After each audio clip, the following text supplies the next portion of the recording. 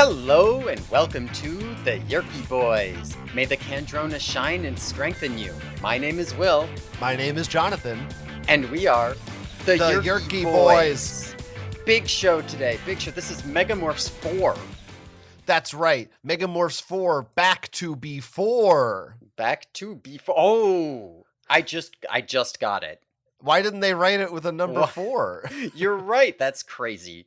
Listen, we don't have time to fuck around. This is a big episode, so if we sound a little hyped up, that's because we're moving today.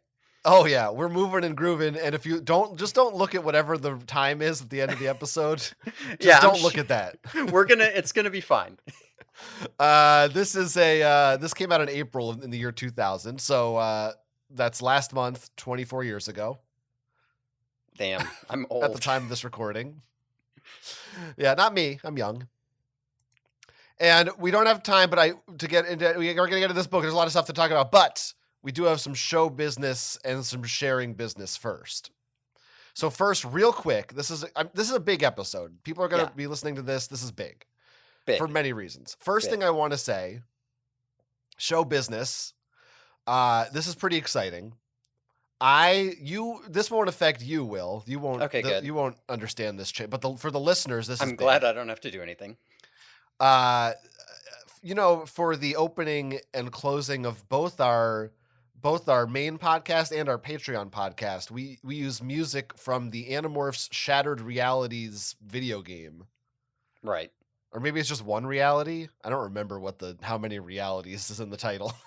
but I made a discovery this week that within the last 9 months, after we started the show already, and after I had bothered to, because why would I look again? So I found that someone on the internet did a new, fresh, clean, higher quality rip of the soundtrack to that game, which I then downloaded and used to make new, higher quality versions of our intros and outros. Oh shit. Yeah, so that's that feeling in your ears of clear stereo quality. I don't remember who. I'm not going to credit the person who did it. I didn't write down their username, but it's on YouTube if you want the whole soundtrack. Anyway, that's pretty sick. How sick is that? Sick. That is sick. All right, so that's sick. The show business. That's good show business. I know. So that explains what you've been hearing. Right. You listeners. Now, before anything else, I do want to do a sharing. Yeah, we gotta do some the sharing. We have one email. We don't have time for it, but it's a good one, so we're making time for it. All right, making time. This one we're making good time already. It's only 3 minutes in. We're already on the sharing. Yeah, there couldn't possibly be too much left, right? This comes in from our friend Nick, no last name. Nick, no name. That's right.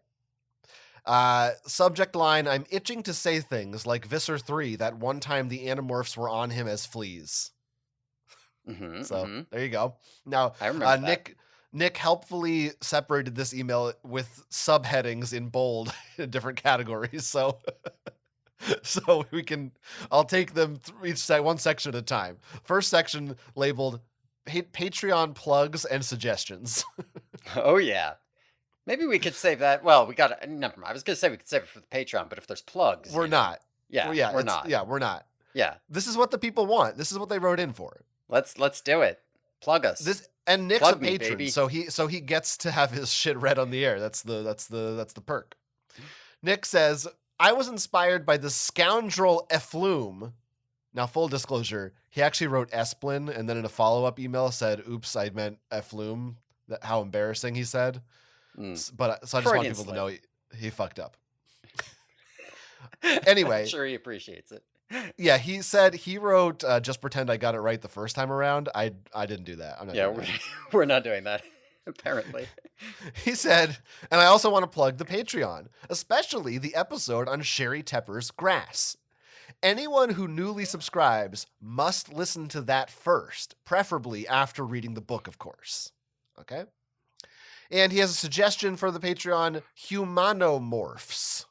You have any idea what this is? I don't. I don't think you guys have mentioned this one yet. Maybe you have, but I came across it recently and thought it was fake. From what I've read online, the books aren't serialized, so you can read any in any order, and it all makes little sense either way. After some searching, I found a PDF of one of the Humanomorphs books attached in this email and gave it a read. It is very obviously written for children, maybe even younger than Animorphs. The PDF is only 37 pages. Give it a whirl, and maybe you can build a Patreon episode off of it. And he also says this book has dolphin action in it, and he knows how much we love those sexy dolphins. I sure do. So I don't know what the fuck this is. I don't know how you're supposed to say the title. Megamorph. That's interesting. We should take a look at that, because if it counts as parody, then we can do it on the main show when we do like Vegemorphs. But if it doesn't, then we can do it on Patreon.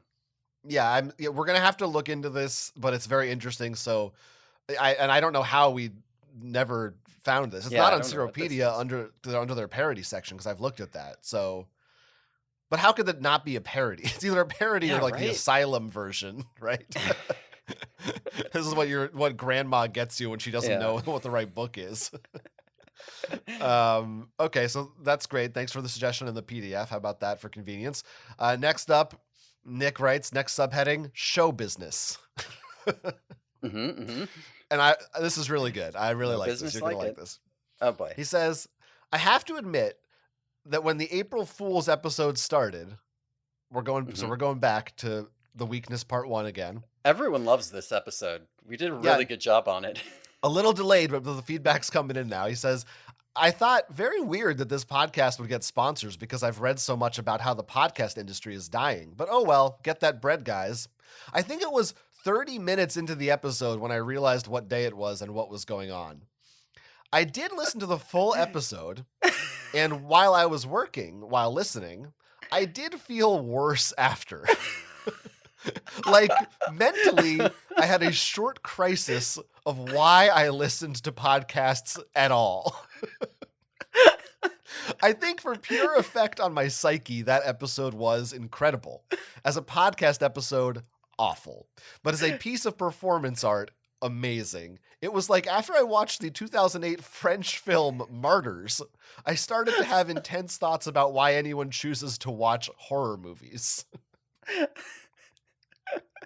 I want this embroidered on a pillow. We made him question why he ever listens to podcasts at all. It's high praise. Honestly, I do recall how I felt after finishing that podcast, and it wasn't that different.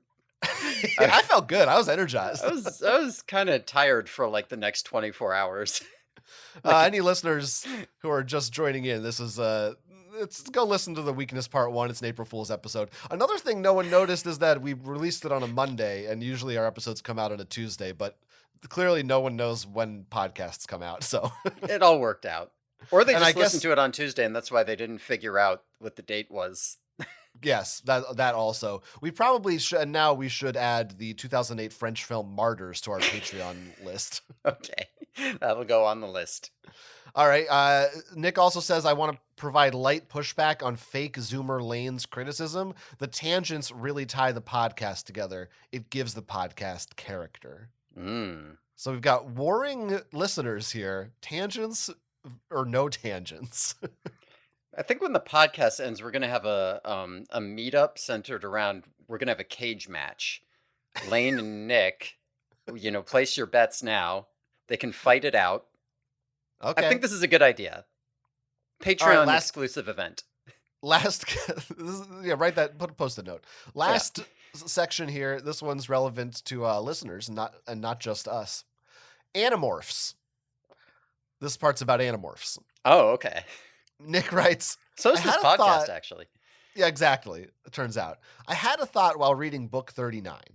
Book 39, which was the one with the new Andalites that showed up. Yeah. Right. Book 39 is the Buffahuman. It is? Yeah, 38 is the first set of new Andalites, and 40 is the gay Andalites. Well, maybe I'm... Okay, I'll just read this question, because maybe I was just confused. Okay, he wrote... Sure. Why were the Andalites carrying an escafil device? So I think maybe he got the number wrong then. Because, right, that's definitely referring to that book. Why were the Andalites carrying an escafil device on a reconnaissance mission near a Yeerk invasion anyway?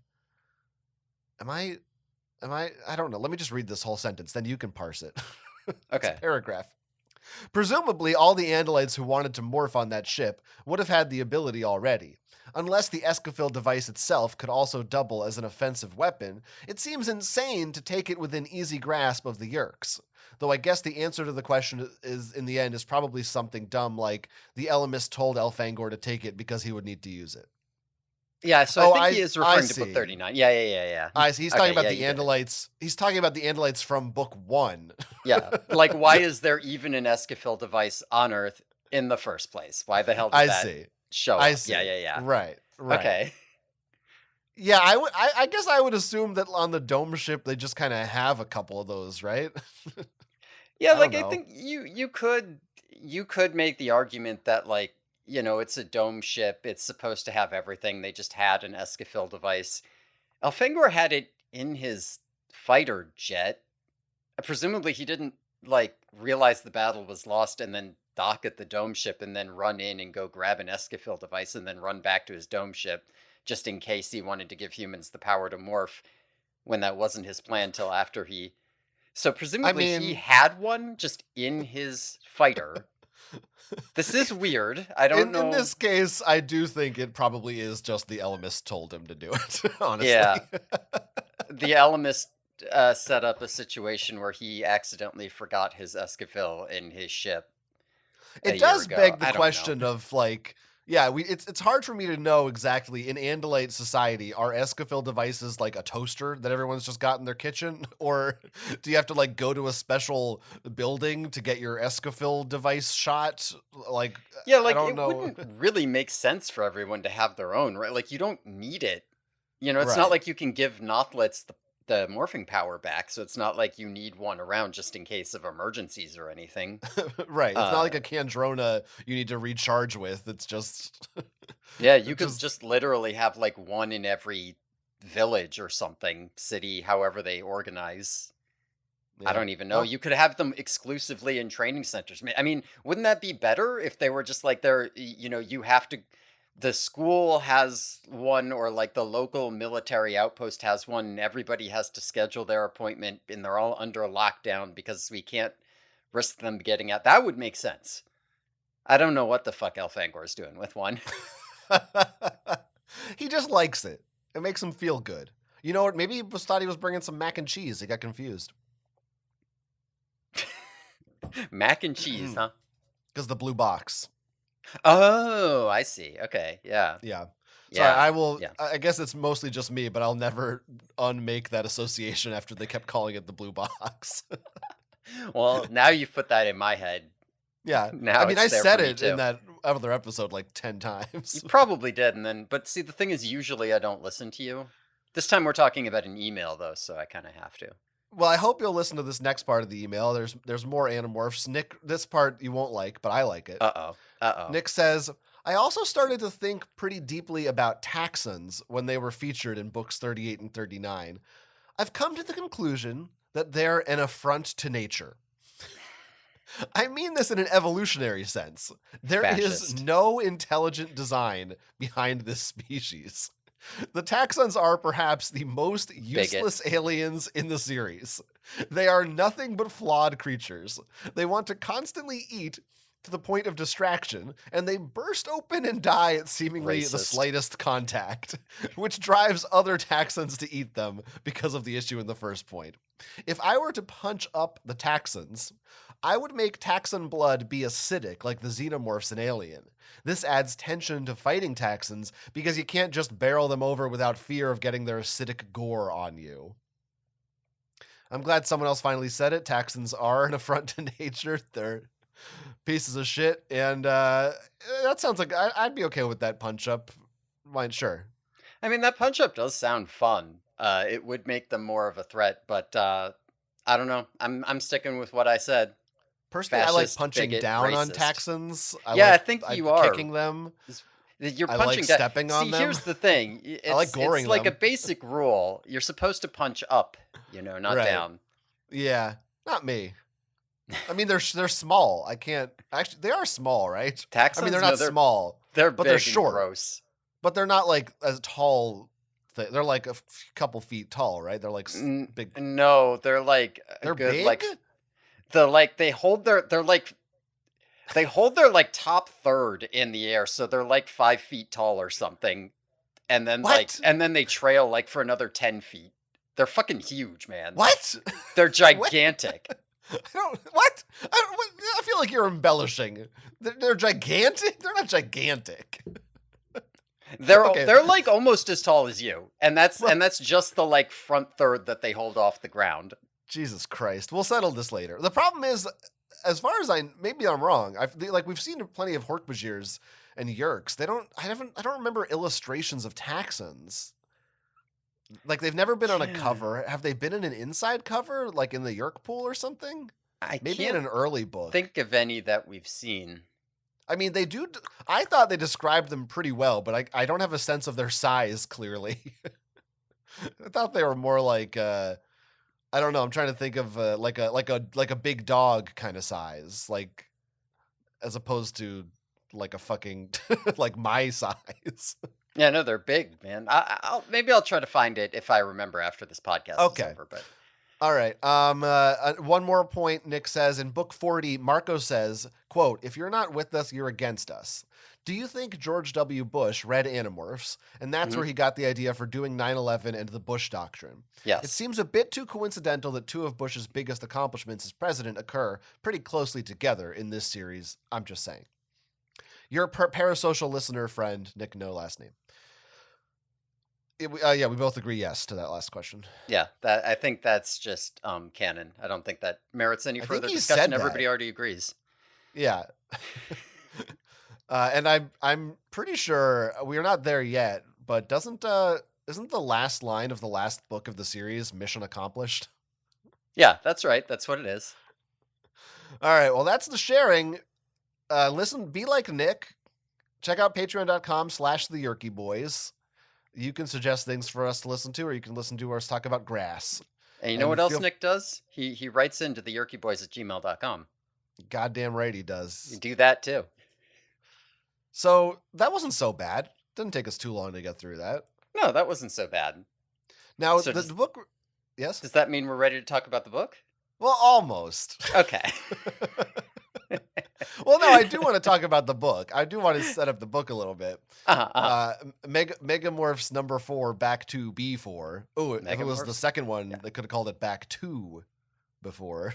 Which, yeah, because that's what happened in number 2 and in number 3. Oh, right. They also just could have called book 2. Yeah. Yes, 3 of the 4 books could have had this title. Yep, this is our final Megamorphs. That is weird. Yeah, and we should talk about, at the end of the show, I want to talk about the Megamorphs books. Okay.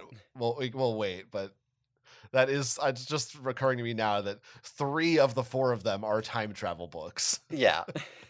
Almost makes the first one seem like a mistake. It almost does, and when you look at it that way. Yeah, I mean, like, I don't know. It sort of makes sense, at least in the sense of, like, the Megamorphs are supposed to be auxiliary. Like, you don't have to read them, but they're there. So, like, that's the perfect place to throw in all your wacky, like, back to before bullshit, right? Right. That's true. So, not to give too much away just yet, but yes, this book does involve going back to before. Yeah. And, I read this book this week. Yeah. And, it made me feel kind of nostalgic. It made me kind of yearn wistfully for a time of days of yore. Oh, did it? If I can say that. Well, with today's new woke society, but I think you can still say that. Yeah. So inspired by that, I put together a little ditty. A ditty? Yeah. I put together a little ditty. Like a Kong? No, or song. Like a ditty. A ditty. I'm intrigued by this ditty. Yeah, well, I thought maybe I'd play a little bit of it on the show for you and the listeners right now. Let's hear it. Okay, here we go. Check this out.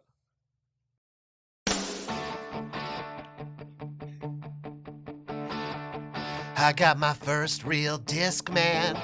Bought it at the mall, then split. Listened to the Macarena. Was the summer of 96. Didn't know those kids from school. never talked inside of a barn. Cassie's cute, Rachel's my cousin.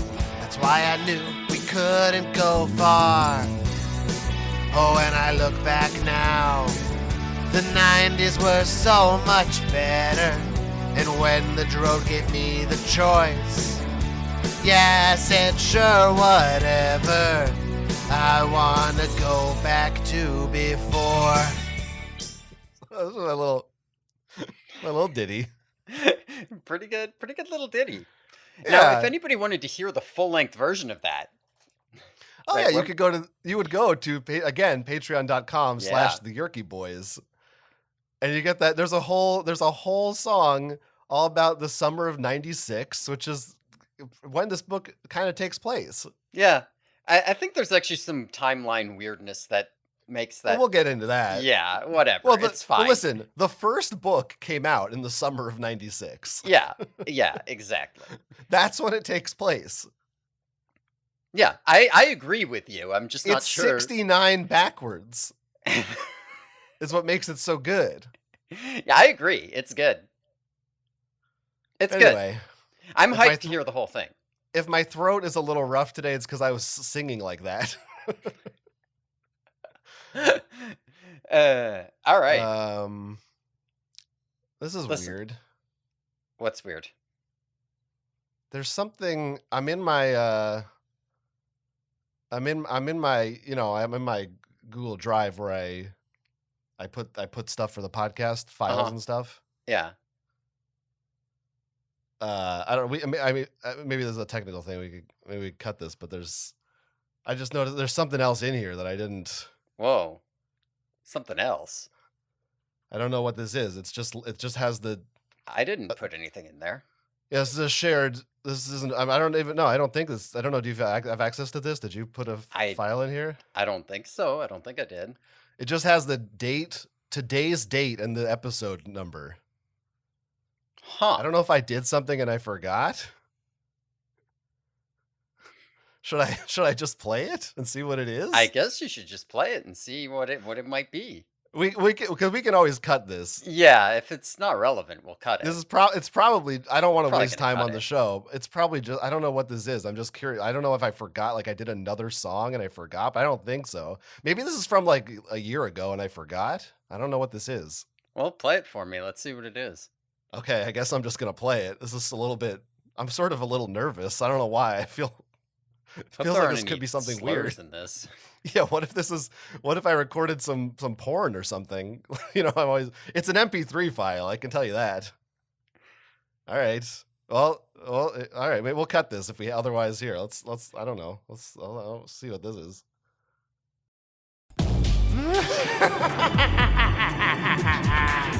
What's that creeping in the shadows, lurking in the darkest corners of your nightmares? It's the motherfucking Drode. D to the R to the O to the D to the E. It's the motherfucking Drode. That's me. When you're all alone, when you least expect it, that's when I drop by with my penchant to wreck shit. Bitches fleeing for exits like school kids in Texas. Terrified of the Drode because I'm on my T-Rex shit. The reptile with a smile. And I'm here to beguile, making teenagers quake like it's going out of style. I'm dark, I'm wrinkled, a nasty prune. Here to spice things up like Zendaya in Dune. Where you wanna go this month? The future? The past? Another dimension? With a special guest cast? I can do that. Just say please, consider it done.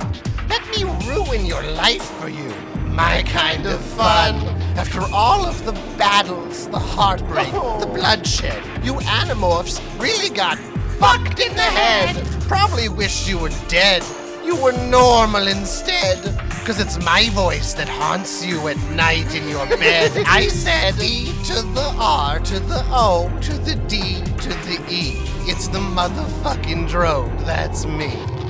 D to the R to the O to the D to the E. It's the motherfucking Drode, that's me. That's right, Yerky Boys listeners. It's the Drode invading your ear space. But that's not all. If you want to hear the rest of my rap, there's only one place to do it. That's right. You'll have to go behind the paywall at patreon.com/the Yerky Boys. Those pathetic fucking idiots are desperate for your hard-earned cash, and the Drode's here to give them a little bit of a boost. Goodbye, boys. Good luck with the rest of the show. I'm sure it'll be a banger.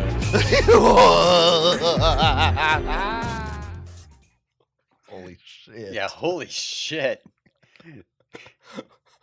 Oh my god. What the fuck? God damn. This is like last Megamorphs when the Drode showed up and made me think that the Animorphs had always been Nazis. What did he make you think this time? Well, this time he showed up to you apparently. You dropped that in your Google Drive, right? Yeah. This is fucked up. The fucking Drode. He called us out. We never should have meddled with the time matrix. Yeah, well, didn't you meddle with the Drode too? Listen, I didn't think he would come back. Well, you should have fucking known better. I thought he would just Drode. I thought it would all be okay. I mean, now we're gonna have to put the full length version on the Patreon. Yeah, I mean, who knows what the Drode him. will do if we don't? Yeah. Jesus Christ. Holy fuck. This is fucked up. Well, I mean, I'm excited because I love the Drode. And it's cool to hear him. So also a couple of those lines were kind of offensive. So the Drode is pretty twisted, but yeah, I mean, yeah, no, who knows his he dark, maybe went a little twisted too mind. far with some of those parts. Jesus Christ. Well, if he says anything, Holy just fuck. remember it's the Drode saying it, not us. Yeah, so. well, yeah, he's a fucking serial killer, psychopath, murderer, Right, probably. yeah. Probably. Shit. All right, fuck. I'm kind of shaking to my core right now. God, I hope there's no Drode in this book. That would be too much Drode for me to handle. It's strange now if there wasn't. I mean, both songs mentioned the Drode. I've already had my fill of Drode. I don't think I can handle anymore. Perhaps there's room for one more slice of Drode. Wow. God damn. All right. Well, I guess now we can start the book. Just on track. Well, listen, everybody's going to see this as a 4-hour episode, and they're going to get a half hour and be like, oh no, is it April Fool's again? No, this is the real deal, man. I mean, there's just a lot of fucking shit going on. This is nuts. 3 separate plugs for the Patreon before we started the show. That's how desperate we are. I mean, one was the Drode. All right. Well, I guess let's get into the book. Yeah. I'm a little bit amped up now. An Applegate book. Holy shit. Yep. She's back. She's back. It's her again. This is, and you better enjoy this because this book to Elemis Chronicles is going to be our longest non-Applegate stretch. So okay. sit back and soak up the Applegate here. I'm letting in those apples. You're soaking? I'm soaking in. I'm in the grants as well. Wow. All right, let's look at this cover. Let's look at this cover. This is quite a cover. Yeah, so it is black and white cover. Got all the Animorphs lined up. Got Tobias posing in front of them, flying toward the viewer. I don't know. Do you want to talk about the image on this cover? Because I guess the thing about this cover that you probably can't experience because you're looking at a picture is it's got this like kind of, I don't know, like a matte texture to it. That I really like. Like, this is one of my favorite covers just because of the feel of it. It's not like a shiny or something. It's just the material. No, it's like actively not shiny. Yeah, it's the material. The word I'm using is matte. I don't know if that's appropriate or not. I'm not an artist. I'm sorry. I'm just looking at the the Swedish version of the cover on Seropedia. Uh-huh. The title in Swedish is Kreax Frestelse. What the fuck does that mean? Sorry. That's a good question. All right, doesn't matter. Doesn't matter. Now, additionally, it folds out. Oh, okay. Oh, yeah. Okay. Can you see the fold out there? It looks like so. The Animorphs are kind of standing on. It looks like the ground is cracking and breaking. Like hell is about to burst open from underneath them, and the background is this decaying city, like the real world in the Matrix or something. Yeah, right. Yeah. The desert of the real. Exactly. Which I don't really know what actually any of this is supposed to represent from the book, other than just looking spooky. Yeah, it's spooky. Is there more too? What's going on? Is there another inside cover?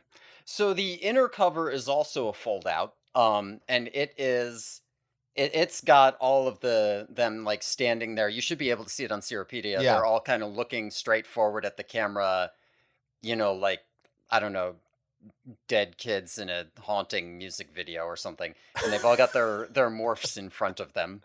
Well, some of them Marco's a snake here. That's weird. Reason. I am kind of getting a Backstreet Boys vibe from this whole thing. But it's kind of, both the inside and the outside are them standing and staring at you, but it's in black and white, but the inside they're just standing further apart, basically. Yes. Yeah. No excerpt from the book, no quotes, no nothing like that. Very ominous. It's really like giving you the atmosphere. Now, additionally, I'm going to read you a little thing from Annabase here. This book marks a change in who portrays the characters on the covers. The models for Jake, Rachel, Tobias, and Marco all went off to college, and new, younger models were hired to portray them. Only Biko, the Cassie model, went to a school close enough to continue on as a cover model, and, as a result, she is the only Animorphs model to have been on every cover since the beginning. However, Jake and Rachel's original model is quote-unquote returned for the next 2 books, as those covers were completed earlier. Holy shit. Yeah. These are different kids. This is fucking weird. Except for Cassie, I guess. Because I was going to say, from looking at the cover, to me, these kids look older. Yeah, I mean, it feels like they replaced them with kids the same age. Meaning off in college now. But like... I mean, I wouldn't say... I guess I would still think they kind of look high school age, but I don't know, they just look very... Like, Jake looks taller, a little thinner. His face is kind of more... I mean, also part of it is just their demeanor. They're like so serious and... yeah, it's got the high black and white, so you're getting all the like contrast on their faces too. They're not smooth and baby-faced. Yeah, he looks like fucking Eminem on this cover. Actually, Tobias really does look like Eminem on the inner cover. Does he? Wait. Oh shit! I thought that I was looking in the middle. I didn't look at the animal. I just assumed it was Jake in the middle. You're right. That I was talking about Tobias. I guess it's Tobias in the middle on the outer cover too. Actually, that does not look like Tobias. That's not. I actually think they fucked up the animals. Look at Jake and Tobias and tell me those shouldn't be switched. Yeah, I don't know. They decided Tobias is blonde now. I don't know, man. I don't know. Who do you think? Here's the question: who's giving you bigger school shooter vibes? Because that's Tobias. Yeah, it's the kid in the middle who. Well, I mean, because you're saying the spirit of Tobias. Yeah, but that's not. That's not even close to what Tobias looks like. Marco also does not look at all like the other Marco. Like, Rachel is passable. She's fine. Cassie is the same girl. Yeah. But I don't know about these other 3. Look at Seropedia's goofs. Like, legit, did they swap these 2 kids? Or am I crazy? Like, that's not Tobias. Why would he be in the middle? He wouldn't be in the middle. Because they have The bird is in the middle. Also, yeah, why is the bird on the front? Why is there an animal? You got to put an animal. It's called Animorphs. Because I thought in my head, because there's 5 Animorphs plus Tobias is a bird, but Axe isn't on this cover. Yeah, no Axe. So they just threw bird there. Because why not? It's cool. I think it looks cool. It does look kind of cool, but I just don't know. I kind of want this on a t-shirt, but I don't think I like these. I'm gonna have to see in a few books how I feel about these cover models, because right now I'm kind of missing the old ones. Well, you'll have to remember 3 books from. I guess you will, because 3 books from now, when we get our first main series book with the new cover model, it'll be Tobias. So you'll get to say, "What the fuck? That's not Tobias." Also interesting that it's so. I don't know. Still at this point, they probably didn't quite know, but so close to the end, like they couldn't hold him back for 10 more books. Like it's like less than a year, just takes I mean, go. Why did they went to college? You can't send someone to take photos and send them to the publisher? Like, yeah, I mean, alternatively, if you just stopped doing the gimmick where they have to pose like the animal before they morph, they could just take a shitload of pictures of them and then be like, we'll figure out what animal to transform you into later. We got them. Well, you could also easily get another kid and just replace their head with the original kids' faces. I mean, they didn't have deep fake back then. You didn't need deep fake to do that on a book cover. If you could we have the technology to turn you into an owl, but we can't possibly use you in another way. Yeah, that wouldn't work. This cover is very confusing to me. Marco being a snake, as you said, very bizarre. I don't know what's going on. I don't know what to think. I mean, presumably it's sort of similar to the Visser situation where I don't know that anybody ever knows what's in the book. Like, I don't know if they've ever at any point in the series known what was in the book before they did the cover. Maybe the back image of the Hork-Bajir Chronicles. Maybe. Well, they were right about that title, at least. Yeah. At least it I don't know. Visser 3. Well, that's weird, but I mean, it's kind of a cool cover, I guess. It doesn't really. It just is what it is. Yeah, I like it. I think it's good, and I do think it benefits from seeing it in person. Like, the fold out is cooler in person. The texture being different is cooler in person. Yeah. If I showed this to you, you'd probably be like, "Oh yeah, that is cool." Is Jake's hair supposed to be brown? I forget what color his hair is. Is he blonde? I think it's brown. In the show, I think that actor is blonde, isn't he? Yeah, I feel like Jake is just like generic all-American boy. Yeah. So it just not ethnic, you know what I mean? It's not black. He's like Peter Parker. I feel like if you look at any Spider-Man comic from any decade, and it's like, can you describe what Peter Parker looks like? White.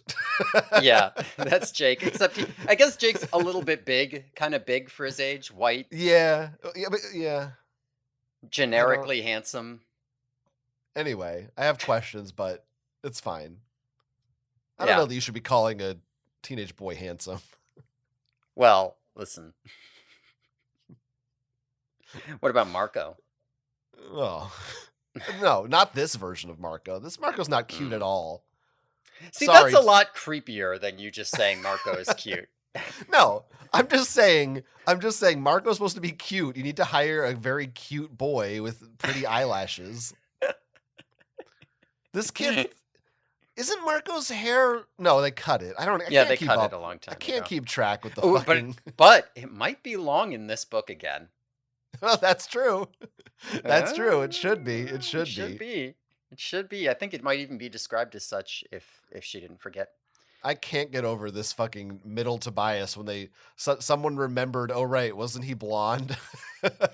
No, wasn't it like they changed to a blonde model and so they had to change his hair to be blonde in the books? I thought it was the other way around. I think he was blonde, and then they were like, no, he's a dirty blonde because it was like a brown. Oh, right. Kid. Yeah. So I guess they now they were like, okay, so he could be blonde. Yeah, he's blonde-ish. But the haircut on that Jake is the same haircut as Tobias on every cover. I mean, you're right. You're right. Forget it. That's enough. I've said my piece. Sorry, Lane. We can move on. No, I get it. Listen, this is important. We need to know about these covers. We Maybe got she to talk listened about them. to that other podcast where they interviewed Michael Grant. We'd find out. All right. So this book. Do you want to talk about it? Oh yeah, I guess we should talk about the book. All right. So this book, this is another doesn't open on my name as instead it opens on help me. Oh, I like Right? that. Good little Yeah. tease. Yeah, a little tease. Yeah. No, well, it's actually just a line. Help me, because some guy's dying. So we open on Jake's point of view. It's in the middle of a big fight scene, right? They were at some York front. Everybody's all fucked up. There's blood everywhere. One of Jake's legs has been cut off. And there is a human controller who is dying in front of them, like begging for help in his final moments. And it's very fucked up. But the Animorphs get out of there and go home. And Jake kind of like angsts about like the horrors of his life and is like, what the fuck is even with the blah anymore? When who should appear but the Drode? Oh, the Drode, and the Drode is like, well, Jake. Drode. He's like, well, Jake, everything, it's all hopeless and fucked up. You're 100% right.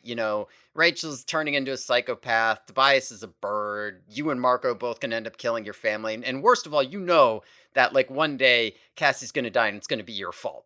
And he's like, listen, Jake, I'll give you a little offer here, a little Drode offer.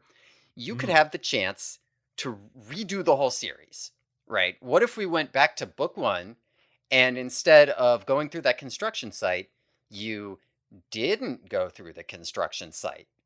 And Jake, he's like, oh, I know I should say no. I know I should, but he's so fucked up that he can't help himself. So that's the intro of this book. That's the back to before. There it is. There it is. Just last week, I was lamenting the lack of Drode. And here he is. Here he is. As if almost like I invoked him. It is always very fun knowing what's coming. So if you do like a rant about where's the Drode, the book before the Drode shows up, it kind of gets me hype. Like in the moment, I'm getting hyped up. That's good. I'm glad I could get your blood pumping. Yeah. In that way. Now we've also had. I feel like so far, how many books have we read this season? 3? 4? Some. 4. Yeah, 4. 4? Well, besides this one, 3 regular series books? No, 5, yeah. 36, 5? 37, 30, 36, 37, 38, 39, 40. Jesus, this season's so fucking long. I know, right? Anyway, I'll just say there's been some ups and downs this season. Some we've agreed on, some we've disagreed on. But by and large, I feel like this season has been feeling a little bit. It's been a little bit on the downtrend. Even the books that I like more are still like, there's something, I don't know. They're not fully coming together most of the time. And I will say, immediately starting to read this book, it starts in medias res, as I like to say. Yeah, yeah. And right away, I kind of felt like the queen is back on her throne. K.A. Applegate's here to lay down the fucking law and show these ghostwriters how it's done. Whether that holds up for the rest of the book, we can wait to see. But I did think this was the opening immediately to me felt like this is a significant step up in terms of just the writing and the atmosphere of this book. It is my prediction, and I'll see how you talk about it throughout the show. But it is my prediction this will be your favorite like non-Chronicles book this season, because I do think that generally speaking you're right. Plus, this book gets a massive Drode bump, and there's another little thing that's going to happen, which we'll get to. But I don't know. We'll see if that turns out to be true or not. But yeah, even the recap felt weightier and more interesting to read than it usually does. You know, the usual exposition dump at the start of the book, I thought was done in an interesting way. Jake said we start in the third act, basically, of a. I mean, obviously, It's a Wonderful Life is the point of comparison. Actually, if I on the back of the book, you know, they always have like a little bit of a blurb, a summary, what's going on. If I may read the last line of that blurb, and Sure. It's not such a wonderful life. ... Oh, 4 dots, by the way. Oh, good. Yeah. I wonder if Kay Applegate, if that was her intention, or if the person who just wrote that was like, oh, this is a lot like It's a Wonderful Life. Yeah, no, I don't know. So I'll point it out. And she was like, why'd you put that there? They're going to think I ripped it off. These kids don't fucking know what that is. I think this is an original idea. Yeah, this is I'm here for. This is the kind of shit that I like. This is that kind of Star Trek ass, Buffy ass shit that I like in a book. And we get the motherfucking Drode. Do get the Drode. I love the Drode. And we'll talk about it a little bit more, because this is also the sort of thing that should just immediately turn me off, right? The whole like it didn't happen type of thing. I mean, I guess we will find out to what extent it didn't happen, because we don't know to what extent it did. But like, you know, oh, what if you did your life over again? Wonderful life, right. That sort of thing. The assumption is that at the end of this book, that's probably going to return to the status quo. Yeah, right? Somehow it's going to return to the status. But like in A Wonderful Life, it's not like George what's his name doesn't like learn a lesson from it. So we'll see what we'll get. George, hold on. George, I can't. That's the easiest impression to do. Everyone can do that impression, and I can't do it. George Bailey, Martha. This sucks. This is what the fuck is this? Fuck. Yeah, if only it were Bill Cosby, you could do it perfectly. You see, every time a bell rings, an angel gets his wings. Knew as soon as I said that I was just wasting time. I wish that the Drode was just in every book, just every other scene, just whispering in an Animorph's ear. How you doing over there? Just being creepy. That's what I want. I just want Drode all the time. I'm not as much of a Drode fan. I'm more on the same side as Jake when the Drode shows up and Jake's like, "Go away. Leave me alone." But here's the thing I will say. I mean, okay, it does. Obviously, like I said, we're kind of coming in at a third act, end of his rope moment. Yeah, a Spider-Man no more, if you will. And so, from that perspective, I get why he's so deflated. But I think maybe it could, if we just had like one more Drode appearance since the last one, it would feel a little more, it would read better to me of him being like, oh Christ, not this guy again. Yeah, I did like that, but you're right. It would be. You've seen him twice. You know, it's like, but that's fine. It's fine. Whatever. They're used to accepting weird shit by now. I guess so. Drode's just a part of life, baby. Don't ever let anyone ever tell you your animals don't feel pain. No one's ever said that. Yeah, I feel like people did used to, like, weirdo psychopaths used to say that in like the early 1900s. Maybe even before that. Yeah, it's not nobody in our lifetime. It's not a plant. Okay, Applegate. Anyway. It's like, I remember my grandpa saying something like that once. I want to make sure these kids don't. Oh, by the way, this is something too. This is from in our last Patreon episode, which we'll plug later. We talked about the Drode a little bit. Mm-hmm. And I remember our discussion was about, I was asking, like, what is the Drode? Like, did Krayak create him? Or is he a species? And I don't know if some of this is stuff you know and you thought maybe you weren't supposed to reveal it or something, but I actually looked back at the Drode's first appearance, and he does mention that his species. Oh, okay. Because he says that his name means wild card, if you'll recall, in the language of, quote, his species. Okay. So we do not know what his species is called, but I guess the implication is that Krayak did just hire this guy. Which is funnier and stupider than if he just made the Drode. I do like that better. That is funnier. Like, how did he find him? He sent a guy out to a bar to recruit him, or he had to go out in disguise, or he just teleported him to his. I don't know. I want to know. Was just fucking around. It's kind of like if instead of being pissed off at the Ellimist, Tobias was like, well, you know what? You've meddled so much in my life, Ellimist. I think I want to be like Mr. Ellimist from now on. You can send me to other planets to be your bird guy. Right. Yeah. That'd be a great epilogue. That should happen. I hope that happens. Put down. We're getting close to the end. I need to start making post-its for things you hope happen in the end. For all my disappointments. Yeah. We also get we could talk about this at the end too, but you mentioned the, Drode saying Cassie's gonna die. Mm-hmm. And he specifically mentions a dark cave. Mm-hmm. And it really sounds like maybe I'm wrong, and maybe this never, who knows, this could never come up again. But it reads to me like the Drode is really saying, like, we're putting some stakes for the rest of the series. He's saying she is going to die. Like, I've seen the future, and it will happen unless you change it. Mm-hmm. Like kind of like a Matrix, right? Trinity is gonna die. Yeah. Doesn't that is that Reloaded? When does that happen? Yeah, that's Reloaded. Yeah.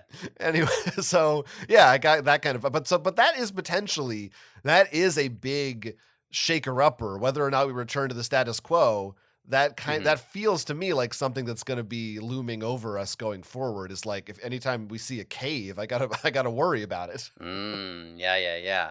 No, it's interesting. It's interesting because we are getting to the point in the series where you got to think, like, Kay Applegate's got to be starting to think about what she wants to do at the end here.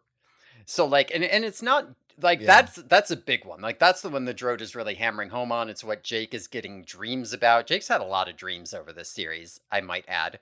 Yeah, but like, he makes a lot of other threats too. Like, he is saying, like, Tobias is going to die a bird, right? He's not going to be redeemed. He's going to be a bird. Rachel is a psychopath. She's not going to be redeemed. She's going to be a psychopath. Jake and Marco, you're going to kill your brother and your mom. You're not going to get out of this without doing that. Like, how many of those things are true in the end? I don't know. Could be all of them. Could be none of them. Drode might know the future. He might not. He might be a liar. I don't know, but those are all very real threats, I think. I feel like if the war ended tomorrow in this book, in this canon where we're at, that 4 of those 5 things would be true regardless. Like, Tobias would still die a bird. Rachel would still be a psychopath. The Cassie one is the one that feels like it could be prevented. It's also like very specific, I feel. But yeah. I don't remember. Maybe he doesn't. I don't know if he has an axe prediction too, or if he just says. I don't think he. Yeah. Who gives a shit about axe? He also. I don't think it was in this book. Oh yeah, he does say how long till you kill Tom. So that's another like. Yeah. The walls are closing in. The walls are for sure closing in, and part of the stakes being high here is that, like, this aftermath scene that we open on with the battle is very graphic, even by Animorph standards, right? Like, it's not, I mean, by we're your used standards. to, like, yeah, exactly. I mean, we're used to, like, the floor was awash with blood and I'm missing a leg, but, like, what we're not used to is a human controller, like, slowly dying and begging for help. Like, that's a big deal. Like, have we actually ever seen a human controller killed by the Animorphs before, where it's explicit that they're dying, as opposed to just, like, Rachel trampled him underfoot and then threw him 50 feet, and then did he die? Who knows? Right. Or if nothing else, the death is quick. Yeah. Or they get shot or something. But just that was some heavy shit of the yerk in the guy's head talking to Jake, being like, "Help me," or I don't Yeah. remember exactly what he says, Yeah. but he's I'm like, then dying. I'm cold. Are you happy now and delight? "Yeah, Yeah, it's fucked up. it's very heavy Yeah, there's like for a whole sure." thing where Jake's like leave his head so he can like live his last moments before he dies can be free, and the Yeerk's like, I can't, the ear canal is Oh blocked and we're yeah. both gonna die. Yeah, it's pretty fucked up. Yeah, it's dark. Yeah, it's very dark. I think it has to be Hmm. because I do buy it at least enough. I'm willing to give the premise in this Hmm. book my suspension of disbelief, but you have to really sell that because otherwise, I think it could be a tough pill to swallow that Jake would take this bargain. Yeah. You have to Especially for a really kid, sell it. right? Yeah. Yeah, Cause like as an yeah. adult, you're a lot more like, yeah, I mean, whatever. He's just a kid, I know he's the great leader who always does the right thing even when it's hard, but like he's a fucking kid. This is traumatic. He's allowed to have a moment of weakness. But like as a kid reading it, it is a lot tougher sell because you're like, but Jake's the leader. He can't, like, obviously he shouldn't do that. Like, Yeah. why would he do that? Kind of thing. But it also, it makes it more, if this was Yeah.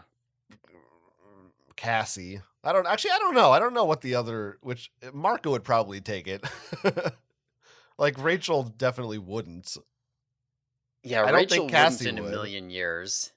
I almost feel like Jake's the one most likely to take. I feel like Cassie would Yeah. paradoxically take it because she's that weirdo hypocrite.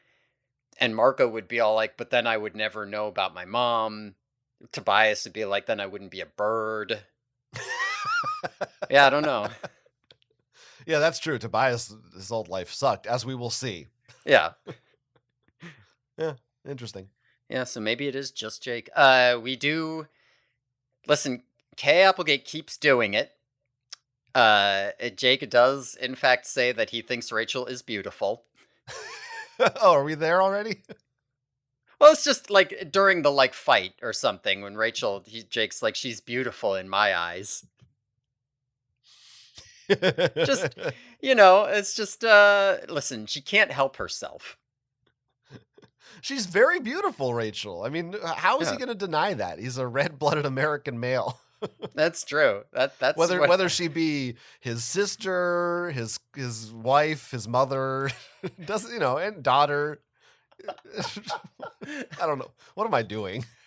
I don't know what you're doing, but you should probably stop. I guess. I think the Drode is infecting me. Oh shit. Yeah, this is the problem. I should never have worked with the Drode. I do Remember, like his little. You must say the two words you must say. One oh is yeah. Krayak. The other is please. Yeah, it's good. He's like one word. No, I think two words actually. Gotta Which throw is a that very. please in there. Wait. It was the first word not please? You The think he first word I added thought was please? Krayak. Like I thought the assumption was like he's like just say Krayak. No, no, no, no, no. Krayak, please. That feels more Drody to me. Oh yeah, because he says one must not sacrifice good manners. Mm, yeah, yeah. So you're right. But that's what a like. He's so much Krayak's little bitch. He's just like say my master's name. Ooh, makes me happy. Like Jesus, Drode. Hey, you're the Form Drode head over there. form your own identity, man. I want him to break out and be his own Drode. That's You all. you want the Drode Chronicles. You want to hear Fucking all about the yeah. Drode before he met Krayak. You have no idea how bad I want that. I want the Drode a Star Wars story. It's all I want. Yeah. Well, maybe you'll write it. I might have to. Maybe when we get to the second half of the Alamus Chronicles, and it's all about the Drode. No, don't tease me like that. It's not Yeah, nice. you're gonna end up hating that book when that doesn't happen. When we do our Animorphs D&D role play, I'll play as the Drode. It'll just be a full-on Drode adventure. Drode would be a good DM. Oh yeah, Got like an antagonistic relationship to the players. It'd be the good. Drode Master. Ooh, that's good. Okay, if there was an Animorphs RPG, they would probably call the DM the Elemist or something. There might be one. Well, I know there's an unofficial. I think it's a D&D like fan made for variant, Sure. but I yeah, don't think we have time for this. I guess not. We probably do. All right. So let's. Okay. This part might be short. We'll see. But okay. So Jake has accepted the Drode's deal, and we have teleported back to book one, the invasion at the very beginning of the story. But this time, instead of Jake's point of view, we're in Cassie's point of view. Okay. Okay. And so Okay. we're all back at the mall on the day Alfangor crashed. And remember, Rachel and Cassie are at the mall together, and Jake and Marco are at the mall together, and Tobias is kind of tagging along with them like a loser. Um, and they all meet up to walk home together, like they did before. But this time, instead of going through the construction site, they're like, let's just not go around it. We're not looking to get attacked by any like chainsaw wielding maniacs or whatever it is they say. And as they're walking past, they see what looks like a meteor hit, but they're like, whatever it is what it is. But Cassie starts to get like a funny feeling that something is wrong, but she doesn't know what it is. So okay, so I just want to break here to get us settled into our new situation, right? We're in book one now again.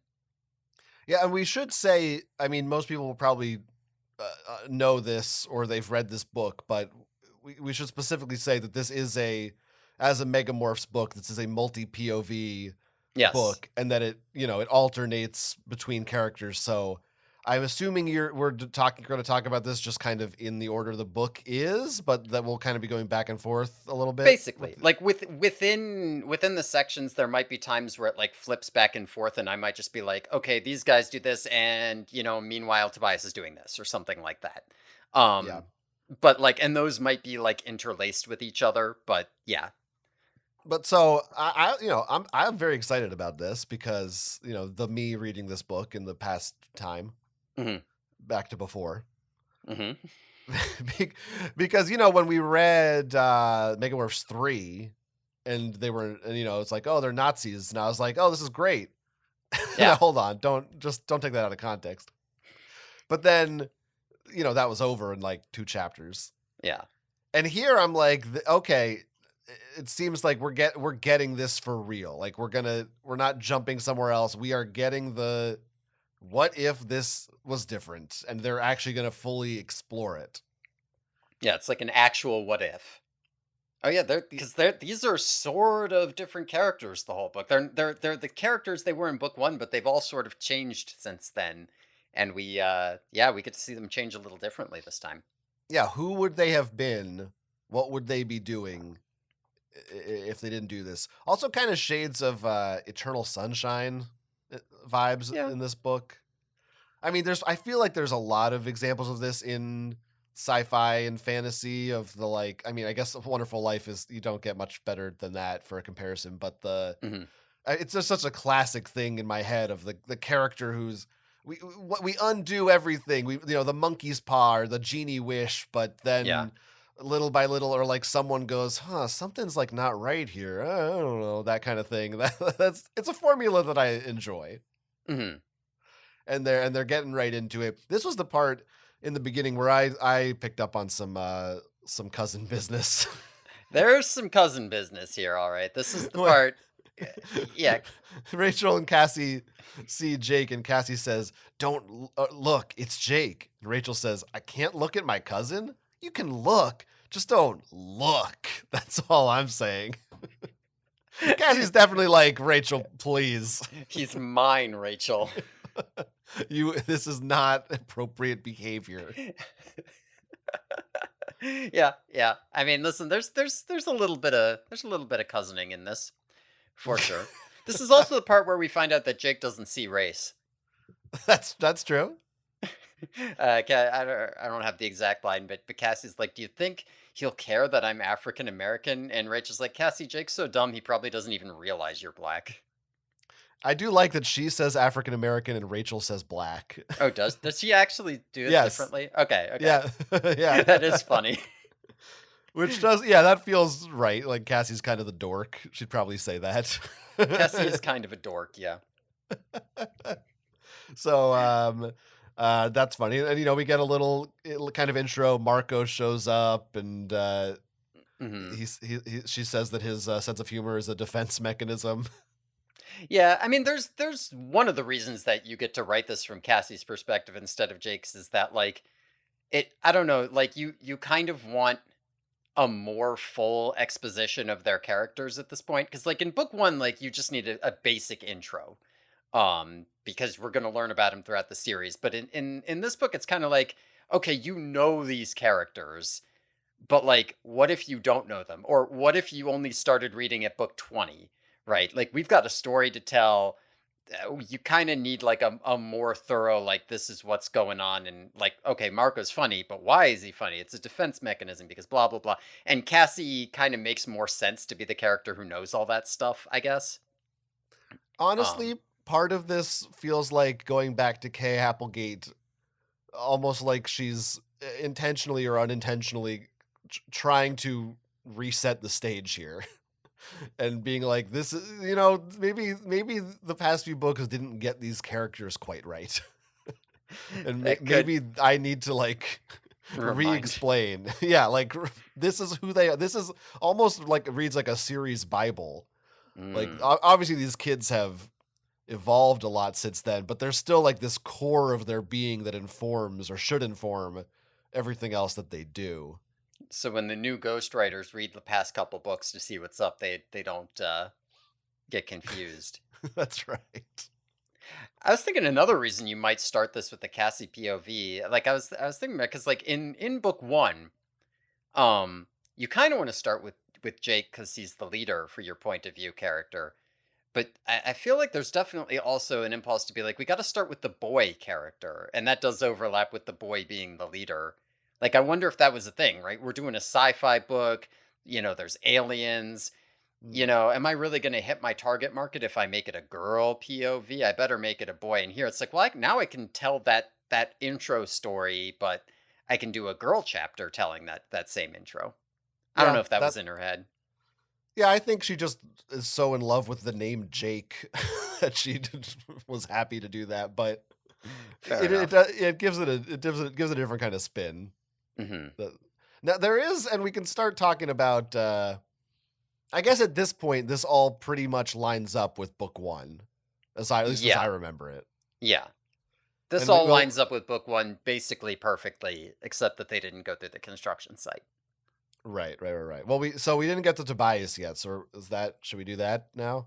Yeah, I think we can get to Tobias. I do think I just want to set your mind on this for a moment here. It is worth noting that like when I read this book, I tend to think like, oh yeah, they went back a little bit because remember when I read that book. But it is worth thinking about the fact these kids are probably around 15 now, and then they went back to when they were like 13 or something, 12 or 13 or whatever. Like Yeah, this is actually a pretty significant jump in who these kids are. yeah, that's Um, true. That's a lot of a lot of development happens in there. yeah. Also, Marco's hair is long. So anyway, um, Not as long as his lashes. yeah. So a week passes, right? So we are now 1 week post crash. We're in Tobias's point of view now, and his life still sucks. His aunt and uncle mistreat him. He's kind of stopped trying to hang out with Jake because he realizes he's a loser. Um, he goes to school and he gets jumped in the bathroom by his two main bullies, Andy and Tap Tap. and and Andy and Tap Tap beat the shit out of him. And there are these two guys watching, and after they leave, the two guys are like, "Hey man, it sucks you got beat up, but we could actually help. Why don't you come join this thing called the sharing?" Hmm? Oh. Hmm? So 2 weeks after that, he's at a sharing meeting with his guide, Bill, who's like teaching him pool. and they all have this big meeting where they're talking about like community and loneliness and togetherness. And Tobias is kind of starting to feel it, and he sees that Jake's there too. Jake has showed up for a meeting, and he's tagged along with Tom, and Tobias is kind of thinking like, man, if Jake joins, I'm definitely joining. So in the middle of this Tobias saga, this is the interlaced chapters thing. We also see Cassie has her dream of the dome ship under the ocean from book 4, where she heard Axe's like call. Only now she has like no idea what the fuck this is. And she's also getting weird images, like Marco should be in the barn, there should be a bird there. She thinks maybe she's going crazy. And we also get a little scene with Axe stuck on his dome ship, just to remind you that he is in fact down there. We get to see him construct a melon bajir and train on it while waiting for help. A melon bajir. It's like the Melon Lord from Avatar. Okay, yeah. So there's kind of a lot. Yeah, kind of a lot. Kind of a lot going on. Bouncing back and forth. But this is our very first ever Tobias POV when he is not a bird. Yeah. This is our first ever Tobias POV. Yeah. Every other time when he's been a boy, it's been as a morph and not just, he just is a boy, doesn't know anything about being a bird. Pretty cool, pretty sad, extremely sad. Of course, Tobias is perfect sharing fodder, which is very. Yeah. I feel like maybe they even alluded to that, or he thought that once. It's in another book, but I feel like maybe he did. I'm sure we said it too at some point. Yeah, it's very natural and it feels right. Last week we did on the podcast on our Patreon. We did an Animorphs draft. Gotta just keep on plugging that. Look, it's relevant. I'm not just saying it for no reason. I just want to keep this podcast accessible. You can go listen to it. But anyway, we drafted characters from the books, and I actually had started reading Megamorphs 4 at that time, and while I didn't do it, I did consider drafting either Andy or Tap Tap for my villain team. I was thinking it would be pretty good if you got, because minor spoilers, John got Juan and Terry. Imagine if I got Andy and Tap Tap. Who do you think they are? Yeah. I mean, we know Terry and Juan. They're basketballers, right? They're going to beat up those bullies easy. But I don't know. They might. Can you imagine like rugby players or something? All right, yeah, maybe. Andy and Tap Tap versus Juan and Terry. I want to see that schoolyard fight. Andy and Tap Tap are the Wario and Waluigi to Juan and Terry's Mario and Luigi. That's correct. This is obviously canon. Yeah. I don't know. They don't explain why his name is Tap Tap, do they? Yeah, it's his nickname. Maybe it's because of all the taps he's given Tobias in the kidneys. I guess. Literally, quote, who for some reason was called Tap Tap. For some reason. What is going on in Kay Applegate's brain that makes her come up with that nickname? I don't know. Listen, you're just gonna have to accept her names, okay? Well, this is the only weird one in the book. Well, there's kind of a weird doctor name, but it's not that weird by her standards. Yeah, I mean, like Tobias is looping back on that, him being perfect, a huge loser. Yeah, perfect sharing fodder, a huge loser, kind of an incel, obsessed with Jake, apparently. Yeah, I mean, like there's definitely some incel like, oh man, what a Chad! I wish I could be a Chad like him. Look at that cool Chad. I want his life. I don't want to be a loser like me. But he's not like the incel in the sense that he doesn't hate Jake. He like admires Jake. I feel like the stereotype is like, oh fuck Chad.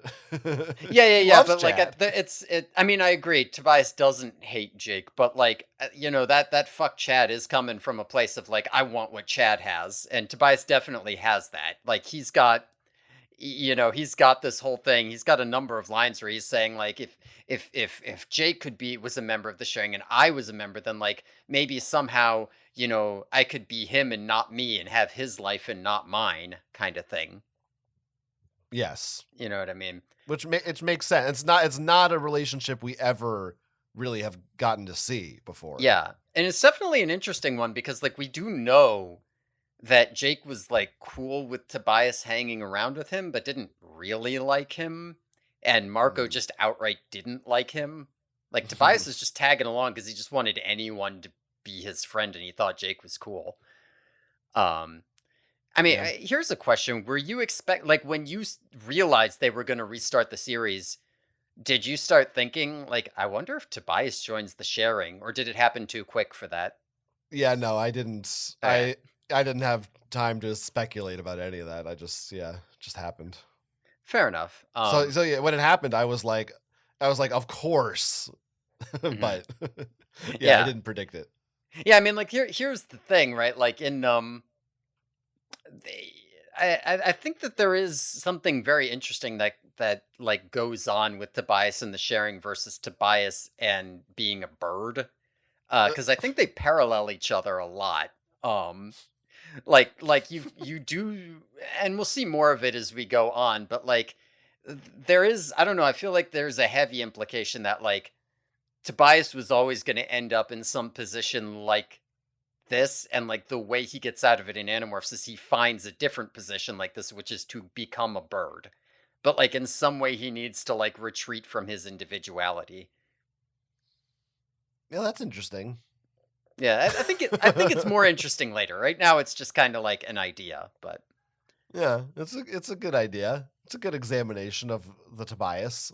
yeah, I appreciate the uh closer examination of the sharing hmm from a member's or a new member's perspective, yeah, which is another thing that I feel like as the book has moved away from the school setting, we have not spent very much time hanging around the sharing lately, hmm other than like Eric being like, ah, I found the sharing, or Visser 3 had a sharing meeting. Like it doesn't really come into play yeah, that much.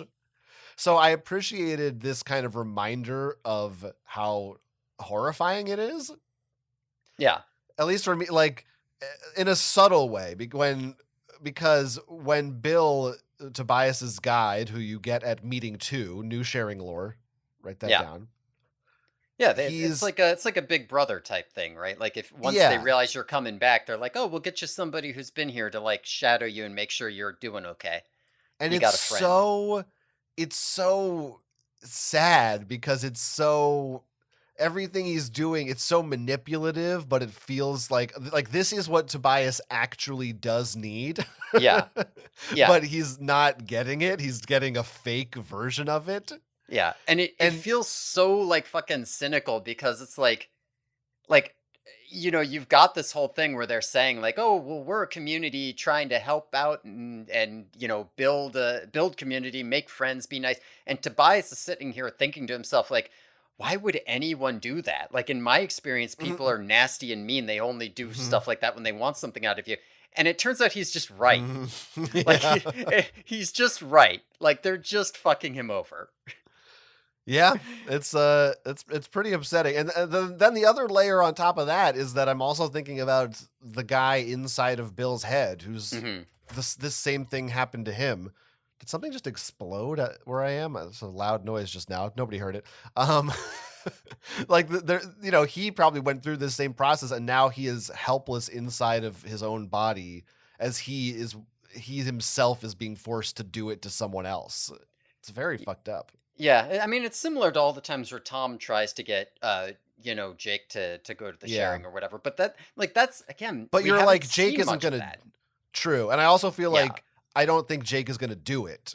hmm Like he's not quite as pathetic as Tobias, so it doesn't feel as sad. Yeah. Yeah. I mean, like, in book 6, we got a lot of, like, you could see Tom, like, openly despairing that, as Jake was being targeted. But, like, we haven't seen much of that. Like, we He just gave kind up. of dropped that. And so now we kind of do get to see it again, but with these other characters. Yeah. Cassie? Yeah, Cassie. So the first thing here, timeline's weird. This is when I first went, wait a minute. Well, didn't this happen? This was book 6? Yeah, so Well, book 4 was when she 4. started having those dreams. And that would mean that book 4 happens 1 week post book 1. Which is definitely not true. Yeah, book 1 probably, I think book 1 took like a week on its own. Tobias definitely took a full week off when he tried to kill himself in book 3. Like, there's, yeah, no way. It was more than that. But So then the question is like, is this Drode? Is this just like what happens? The timeline is collapsing or something, or yeah, it's it's it's hard to say whether that's an intentional like something's messed up because like we do see Cassie can like sense that things aren't right or if you know if Kay Applegate just forgot or if she's just kind of compressing the timeline for narrative convenience and you're just supposed to deal with it, don't worry about it. Or yeah, like it's maybe more you know interesting. you could think of it as like a butterfly effect, right? Like things are happening Mm-hmm. more rapidly because they're not Animorphs. But I it's buy hard that. for me to justify the idea that Axe is putting out messages faster in his dome. You know what I mean? I think I can buy that for whatever reason Cassie is more in, like maybe he was sending these messages out but she didn't receive them until later, but this time she's getting them earlier. But the part that makes less sense to me is what we see with Axe later is like why would he basically he leaves the ship, but in the original timeline he doesn't do that for like you know a couple months or something. To me, that one's a little more fair because, you know, I could say like maybe there's a butterfly effect for like he has to leave the ship earlier because the Yerks are like he wasn't actually going to leave for good, except the Yerks show up. That's going to happen, and like maybe the Yerks started searching for him earlier because the bandits weren't getting in the way, and so they found him quicker because they were more Hmm. focused. Like I don't know, like they're part of this outside world where things are different and it could spiral very quickly. Yeah, yeah, that's true. Whereas Axe is very, very cut off, and I don't see how he's sending out messages differently. Like it would have to be different on Cassie's end. Yeah, that's what I'm thinking, is that it's a her thing. Hmm. But yeah, the butterfly effect, that feels right. I buy it. Yeah, like it's not wrong. It's fine. And you want to see that. You don't want to see it just confined to only the events of book 1 because it would not be as interesting. It'd be boring, I think. yeah. 100%. Uh, you know, we did kind of wonder in book 4 why the hell is Cassie receiving these messages. That was a Um, long time ago. it sure was. You know, and I guess it has to do with her being an estrine or empathetic in some way, because the other Animorphs, other than Tobias, who is an Andalite, um, didn't, even though they had the morphing tech, and here we're seeing she is still getting them even though she can't morph. Potentially that's linked to an in-book thing, but I don't really like that explanation. Yeah, well, we'll see. I mean, Yeah, we'll get yeah, to that that, but we'll get to that. I do wonder where's Myrtle and the other guy, Gaffinolan. they're still You know, doing their thing. they should have been in here. I feel like this was her chance to retcon to be like, yeah. See, they were there. There they were. That's true. She could have put him in here. If they hadn't gone to the construction site, those guys would have been hanging out with Axe probably. Yeah, fair enough. They didn't see the bandits around and they were like, I guess we got to go help Axe. Right. That would have been fun. Yeah, sure. I would have might have made me like that book more. But they didn't do it. uh, And yeah, Axe Cassie's calls. yeah, Yeah, never yeah. mind. You go, you go, you go. No, your thing's more important. Mine is No, stupid. my thing was honestly just reiterating what we already said, but I guess it was Okay. just to say at this point that I was, I'm wondering why is Cassie the only one with memories from the other timelines? She seems to be right now.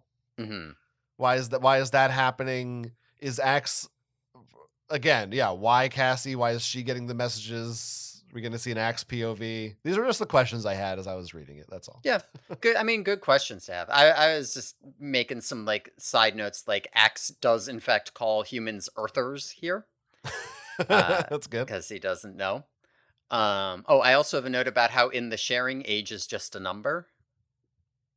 Just a little note I had. They do say that. It's just a That little note. that anyone of any age can be in a leadership position, of course, because there's a yerk in their head, but Yeah, exactly. Mhm. That's about it. I guess there's another thing here where we see like Cassie's parents trusting her, only this time they should trust her, and there's like rapport there, so she's not angsting about it. I feel like that keeps popping up, that Cassie's parents trust her and she feels guilty, and I feel like that's supposed to be more of a thing than it actually is in the books, but Hmm. I don't know. Yeah, I mean, there's not time for those parental relationships. Yeah, not really. Um, okay, so I think maybe we need to get on to your favorite part of the book here Okay, yeah. before we run out of time. Uh Okay, so a couple days later, all right. The class is out on a class trip to the Natural History Museum, and Marco is spending his time hitting on Rachel. And Rachel is doing her typical "go fuck yourself, Marco" banter back. But it definitely reads different when they're not already friends. And also, she's not beating him up. I think she's like broken the fingers or of everybody who's tried to hit on her before. Anyway, it it kind of seems like maybe Marco's got a chance here when suddenly out of nowhere his mom appears. Right, Marco's mom just kind of like teleports in front of them in the Natural History Museum, and Marco's like, "Holy shit, what the fuck?" Because remember, at this point, he still thinks she's dead. Um, so Marco takes off running after her, and Rachel is like, "Shit, I like chasing people in action. I'm gonna go run after her too." Marco's mom starts running. There's a big chase scene. Um, they chase her out of the museum where they are ambushed by a bunch of guys with guns, and some of them are real guns, but also some of them have laser guns. They like run up a fire escape. Rachel like hits someone with some glass bottles, but it's like they're like, "What the fuck is this?" Because we're getting shot with laser guns, and we're gonna find out a little something about this after in a bit. Here, we'll get to it. Maybe we'll get to it in the discussion. But while they're doing this big action sequence, this is where we get our axe bit where he decides that enough is enough. He thinks that he's going stir crazy. He acquires and morphs a shark. There's shenanigans and Is like a that what it bug is? fighter. What? It's a shark? That Yeah, it's makes a sense. shark. Yeah, I think it was a tiger shark. Just because he's just like that triangle thing. He Yeah, doesn't the know the blue names. blade, he calls it. I thought But maybe it was a swordfish. All well, I remember from the book it was a shark. right. Anyway, he like as a bug fighter shows up to investigate, and he has to escape. There's like a fight where he kills a bunch of Texans. They blow up the dump ship. He does his stuff. Okay, so Marco and Rachel here. Mm-hmm. I need to know what you're thinking about at this point in the book. Well, as Marco says, I grinned. She was trapped. Couldn't get away. Classic Marco. Marco knows that Rachel will go out with him because of the implication. It's an Always Sunny reference for the listeners. The Marco and Rachel ship is officially canon. I think for the first time. I mean, we've had our Yeah. little flings and flirts here and there, but this is K.A. Applegate, word of God, telling us in another lifetime, Marco and Rachel are compatible. Yeah, or at least end up together for a while. Yeah, it's there. They're gonna date. It's there. They are gonna date. We are gonna find out in the next scene from Jake or Cassie or somebody that they are in fact dating after this. Marco rizzes the fuck out of her. Oh, he does. Yeah, He's the fucking Riz King. he's the Rizzler, as the kids say. He is. Lane loves that. We keep calling him a Zoomer. Yeah. Yeah. I think it's more fun if we pretend. I'll go back to saying for Tim Zoomer. Okay, how about that? I forgot about Tim Zoomer. I do love Tim Zoomer. I miss I him. wonder when Tim Zoomer's going to give us a rap. Okay. So yeah, obviously I love this. Yes, like I knew you were gonna love this part. I was very excited. I was very happy. Mm-hmm. I love that also the thing that they bond over a little bit is joking about David Letterman and Paul Schaefer. Mm-hmm. Because he's Paul Schaefer is narrating this science movie they're watching. I looked it up. It doesn't appear to be a real thing. And why would it be that? What a strange. That's like if you went to the science museum and the underwater movie was narrated by Andy Richter. Like, I mean, sure, I but guess. it just felt like she had it was called like DNA, the miracle molecule. Like it had a name, and I was just like, is this a thing she actually saw and put in the book? It was just strange. It is strange, but I do like, because as we have noted before, Marco kind of stopped talking about Letterman all the time, Hmm. and now we're going back to the first book. He loves Letterman again, so it does seem like the canon explanation is that he just doesn't have time to watch Letterman anymore. And in the perfect timeline when Marco's not an Animorph, he gets to just relax and stay up late every night and chill, watch Letterman with his dad. He's living life. Yeah, I love yeah. that for him. I think you're right. It definitely works. Uh, Yeah. There's the banter 100%. Like it's good because it's like the same banter they usually have. But here it's way more flirty oh, because yeah. and then he stops. He's like, "I'm not going to say anything yet. I'm going to wait." And then she initiates the Uh huh. conversation again. Uh huh. It's rich stuff. It's good. It's good. And Marco is spending the whole time like, oh man, I thought she was just pretty, so I was hitting on her like I hit on every single pretty girl, but she can like make fun of Yeah. me and shit. That's good. Yeah, he loves that. He loves it. Yeah. Oh, this And is then good. Rachel ends up getting it's not she's not just into him because he's funny. I think what really seals the deal is when they start chasing his Mm. mom around and they get shot at with guns and she gets to beat people up and he's like not losing his head. Like he's cool, like he's keeping his cool and still thinking straight in that situation. She's like, this is what I like. She's always like, she's got her adrenaline pumping, you know? Yeah. Yeah, yeah. She's It's the good. wolf hunting an antelope.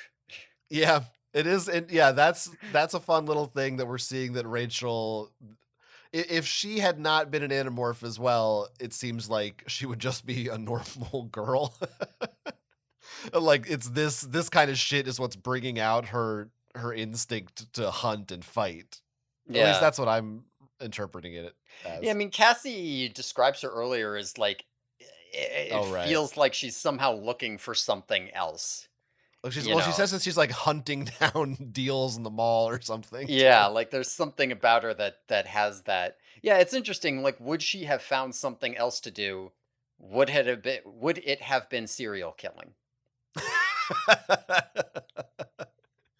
Let's hope so. I think Maybe she would have like been a like a Dexter. vigilante.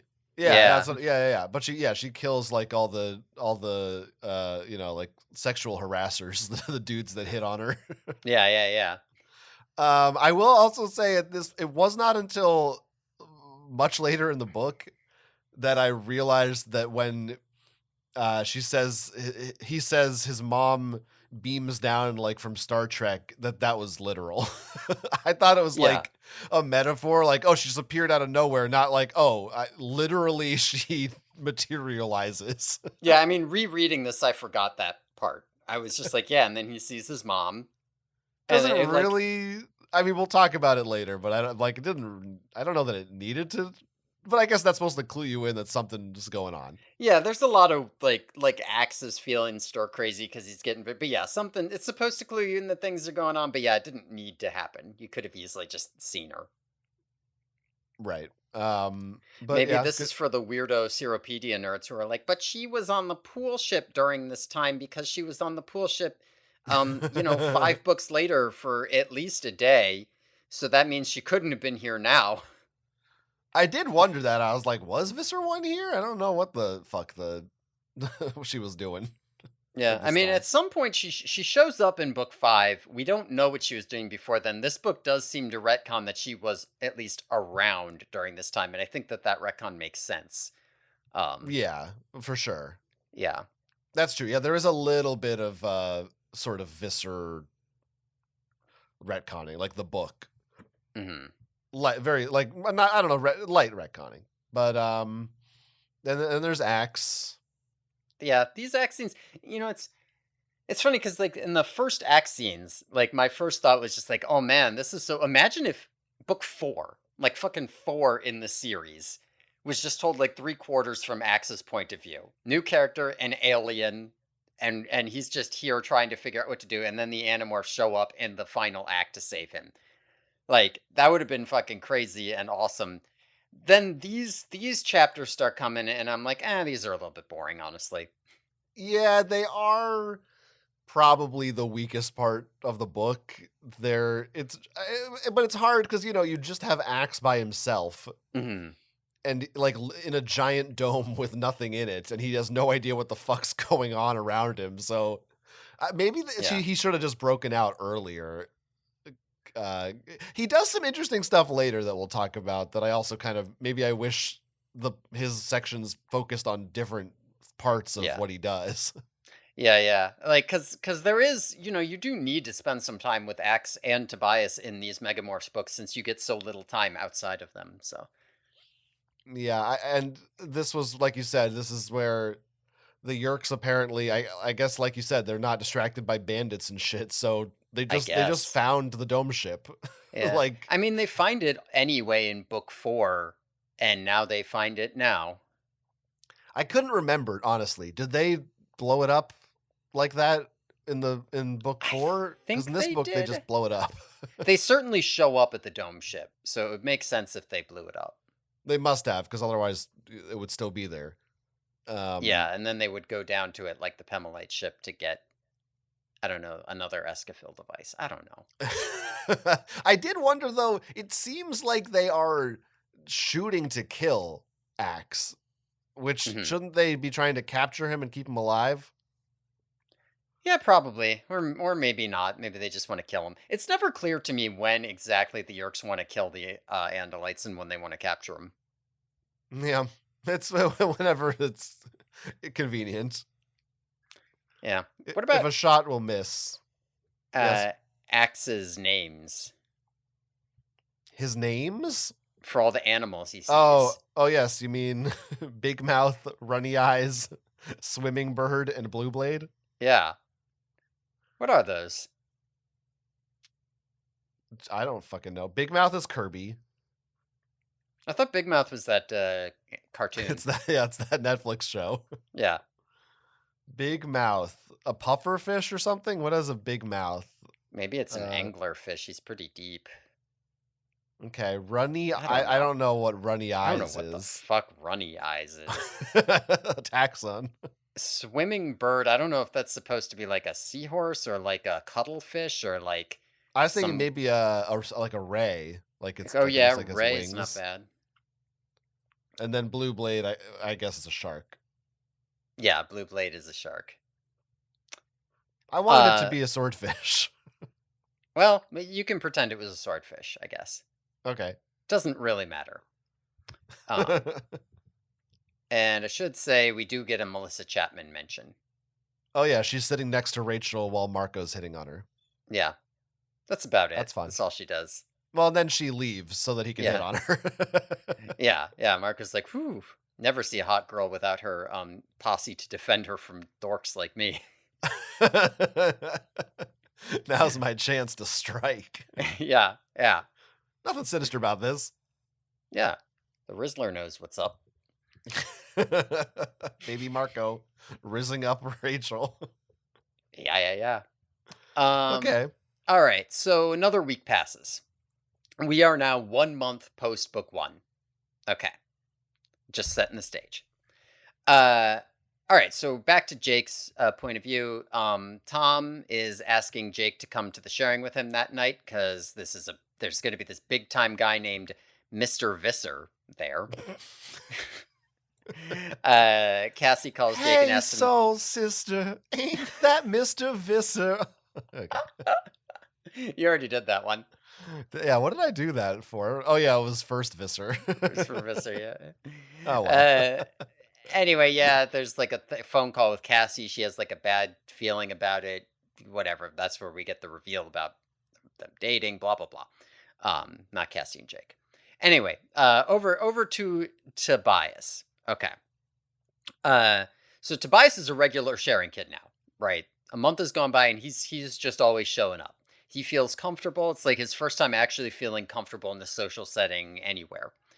And tonight, I guess after a certain amount of time, you have to either stop coming to the meetings or you have to agree to become a full member or something. So he's got to decide to become a full member. And he's like, yeah, I mean, what else am I going to do? I'm such a fucking loser.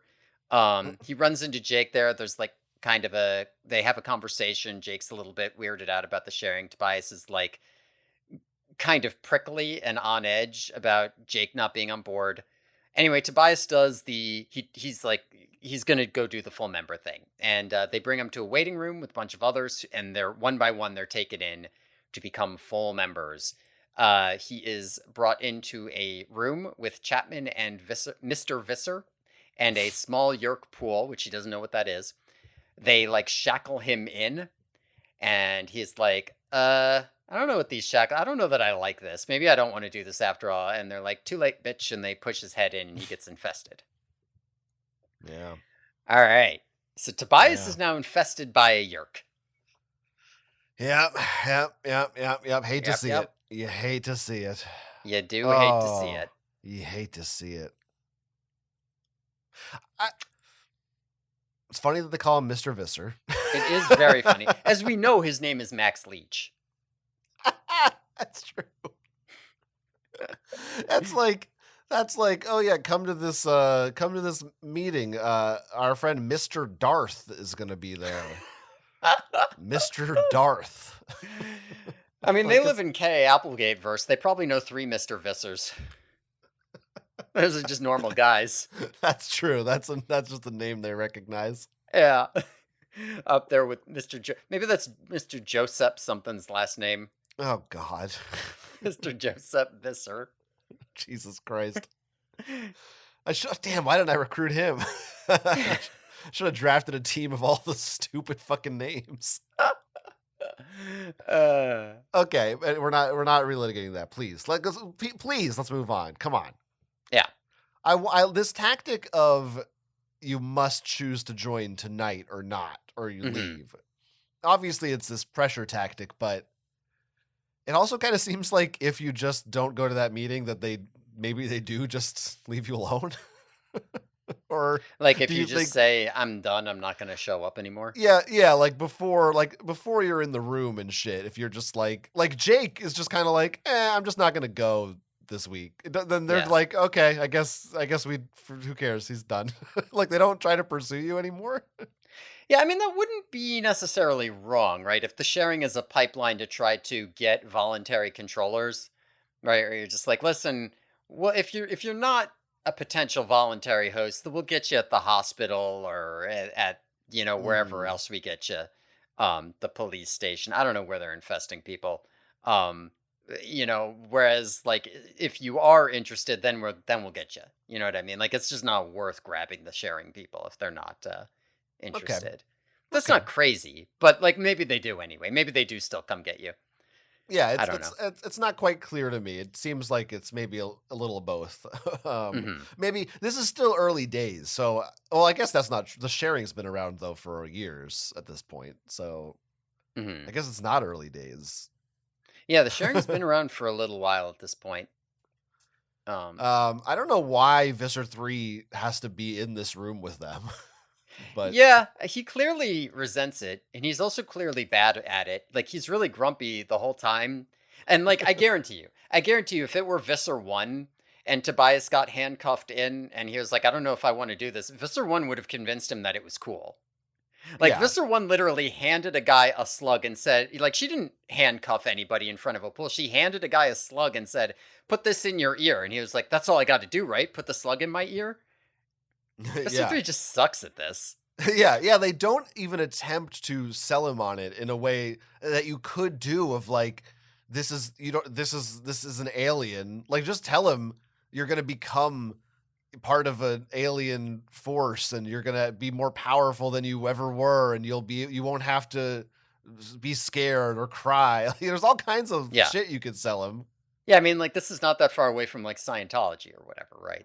Right, exactly. And then, but yeah, Yeah, they're just like, fuck you, put your yeah. head down, take the slug. Literally saying here, like, you don't even have to do the alien thing. Literally just saying, "Put this slug in your ear," is a better tactic because, like, if they're just like, "We're gonna handcuff you in, put your in, and shove your head into that water," it's like, this is fucked up and weird. I feel out of control. I feel like you're making me, as opposed to like, do this freaky thing. I know you don't want to do it, but if you do it yourself, you're in. Like, it gives them that sense of like, okay, all I got to do is this, mind over matter. You know what I mean? Like, it's just so bad. And Kind it's of makes you clearly Visser wonder. Three's fault. Yeah, like how do they get any voluntary controllers? Who are they convincing? They don't even, they're not even trying to pitch it as Mhm. be a bad guy with us. Yeah, and they give statistics on this. They say that like, oh, like 21% of people cause problems before, I guess not necessarily 21% of people are voluntary posts, but 21% of people back out.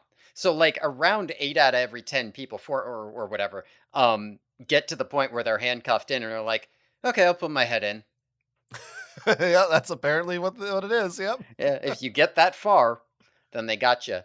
They also say 64% fewer incidents of contested control, which, I'm assuming the majority of people, even who agree to put their head in there, don't, like, once they realize they're controlled by Yerks, they don't stay voluntary. The implication to me is that, like, by having the person make that choice themselves for the first infestation as opposed to being snatched off the street, it, like, somehow weakens their will. Like, they're less likely to fight because they were the one who did it, which Okay. I would buy that. Yeah, yeah, yeah. I mean, it's overall a good scene, and still I like seeing the inner workings of the sharing, Hmm. which we don't really get to see that much. I Yeah. also like, and it's yeah. I thought like it is a it's Visser 3 stupid, but the scene is upsetting and Yeah, chilling. 100%. Okay, so here's a controversial question. Oh yeah. You think this scene is maybe supposed to thematically about sexual assault in the Boy Scouts? Because like there's like the trusted adults, there's Tobias being like, I don't know what's going on, but my principal is here. He wouldn't be involved in anything bad because I trust him, right? Right? Type of thing. They're clearly the Boy Yeah, Scouts. I don't know. I kind of got yeah. maybe those vibes. I don't know if that was like a scandal yet in the year 2000, or like when did that start breaking as like a thing? I don't know. I mean, I wasn't thinking about that when I read it, but it's 100% works as a parallel for that. I mean, Yeah, I don't actually know if it have any idea if she would have been aware of that at that point, but it may not be that specific, but in general, all of it is about adults taking advantage of kids. So yeah. that's just kind of universal, no matter what. Yeah, no, that is true. That does work for like Maybe this is anything the like this. Catholic Church or something. Yeah, I don't know when that scandal broke either. That was definitely. I feel like people were joking about priests in the tooth in 2000, weren't they? I don't Probably? know. I don't remember. I didn't start joking about it till I was older, but I wouldn't have known to joke about it until like 2002 anyway. I was Yeah, I just a knew because it tad too happened to young. me. Now, I was now. I was a priest. Now, now. Oh, it's the Drode again. The Now, Drode's getting in there. God damn it, Drode. Get out of there. Get out of there. Fucking Uh, whispered in my ear.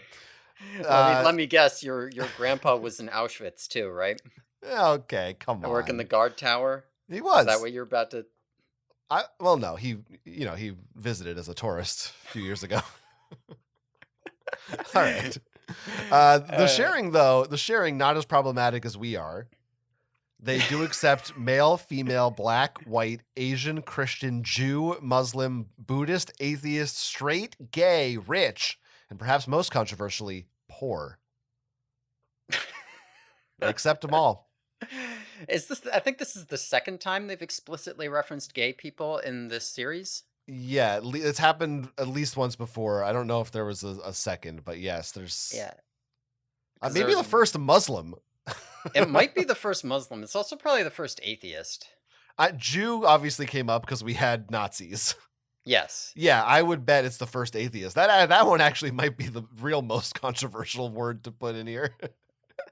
Yeah, it is funny to think about, like, the number of atheists since the 90s has just skyrocketed. Like, it is shocking how, like, when you look at the 90s, just how, like, absurdly, like, Christian the country and the rhetoric surrounding that was Yeah. relative to today. Yeah. Today we've moved past all of that. God. But yeah. Yeah, it's yeah, I mean it's it still is a little bit reading that in the book still feels like, whoa. Which is Mhm. like sad because it's so literally just listing the names of ethnicities and religions and stuff, but it's sadly still has some kind of subversive power in a way. Just Mhm. to see that written in a book ostensibly for teenagers, it's like, oh yeah, Yeah, those they did. those things They those did it. things they do exist. They're Isn't that nice? acknowledging the Yeah. existence. Wow. Yeah. No, like, I do think, listen, Animorphs is fairly problematic, I think, probably by modern standards, and, like, not very representative, but I think for the time they really were trying their damnedest to get that in there. So, Yeah. Yeah. which is something.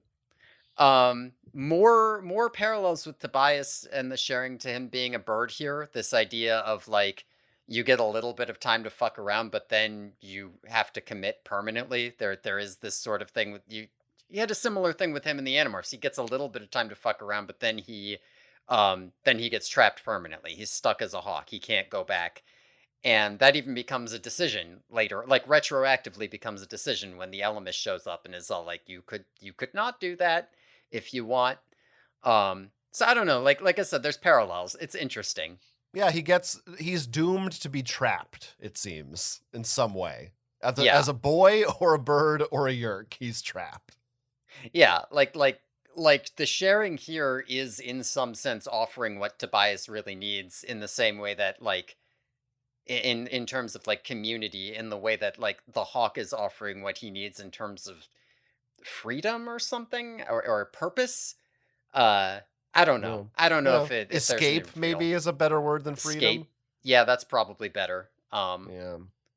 But yeah, in some sense, these are both like monkey's paw. That he's getting what he needs, but at the cost of himself. Yeah. Hawk's Talon. Yeah, it parallels. I do like Tobias's uncle who hates cops. Yeah, I don't like that Tobias is like, well, my uncle's a bad guy, so cops must be good. Fuck off, Tobias. Yeah, you know. He Uh, doesn't. Yeah, you know. it is Have you it is ever? a good skill that Tobias can just spot a cop on site, Oh even off yeah, yeah, duty, because of his uncle. yeah. This is pre. Tobias. Post like by the time you get 20 books in, he's like the bad kid who says "fuck you, copper." Yeah, you yeah. can't hold me here and all that shit. Have you ever heard of format C's colon? Oh.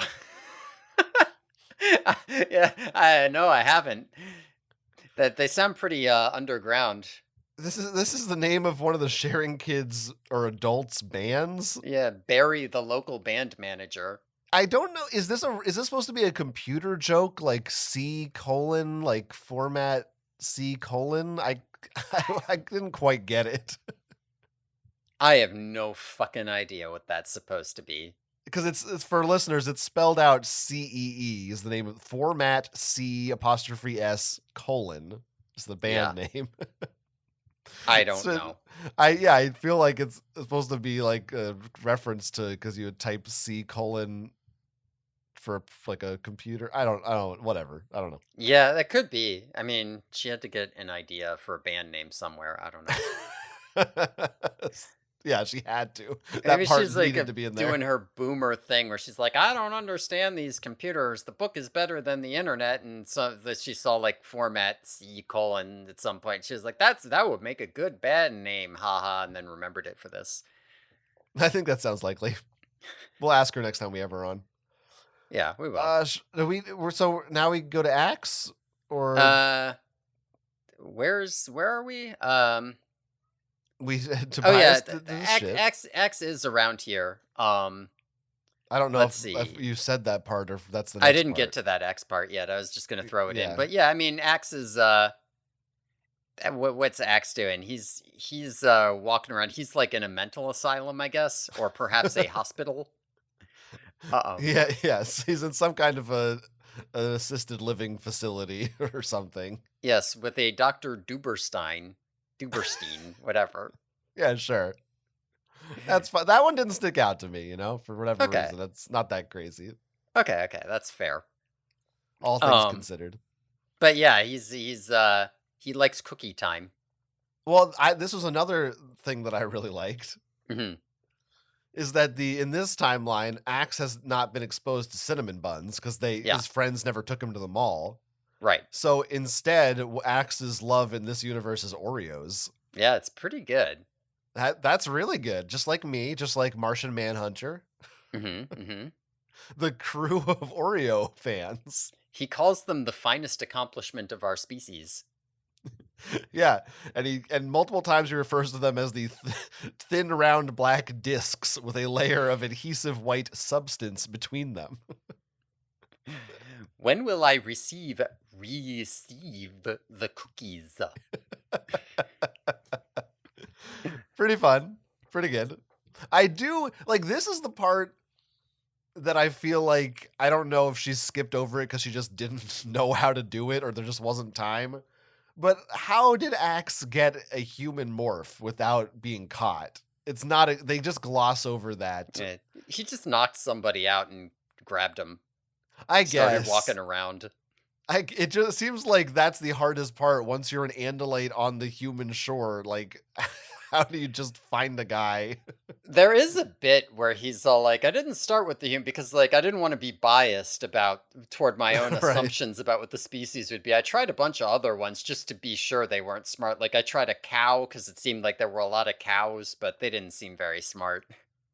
Yeah. This axe does also have a cow morph canonically. That's pretty good. And a shark. And a shark, that's true. Are we doing the rest of this Tobias stuff too, or are we doing that Oh, later? I didn't get to that part yet. Okay.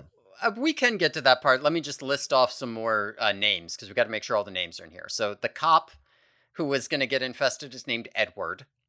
The band manager we said was Barry. There is a reporter named Kiko, and Tom and Jake talk about old lady Hannah, their teacher. Yeah. And Now that is her last name, right? Mrs. Hannah? I guess. I don't And know. we do know, or at least it's heavily implied, that Mrs. Hannah is a yerk, because Tom does a Oh whole yeah. thing, yeah, where Jake's like, oh, "I can't go to the showing. I got schoolwork for her," and Tom's like, "Don't worry. If I tell her you missed it because of the sharing, she'll give you an A." Yeah, and then Jake is like, "No, I can't do that." And Tom's like, "Oh, okay, yeah, I'll just help you then with your homework later." He Yeah, he's pivots. like, "Fuck, my stupid brother's too good of a person. I can't blow my cover here." If God damn it. it was Marco, he'd be like, "Sold. Done. Sign me up. Full member. I'll be No more there every schoolwork. night." I guess that's uh, true. I guess these yerks aren't doing homework. yeah, I mean, why would they need to? But the teachers do have to grade papers. I wonder if because like they can't just give all the sharing members 100s. That's too suspicious. Like, do they just make up numbers? Like, oh, he was a B student, but I think it should look good for the sharing, so I'll give him a 91. He's starting to become an A student ever since he joined the sharing, but he's not there yet. Yeah, I don't know. I don't know. Uh, Good questions. Good questions.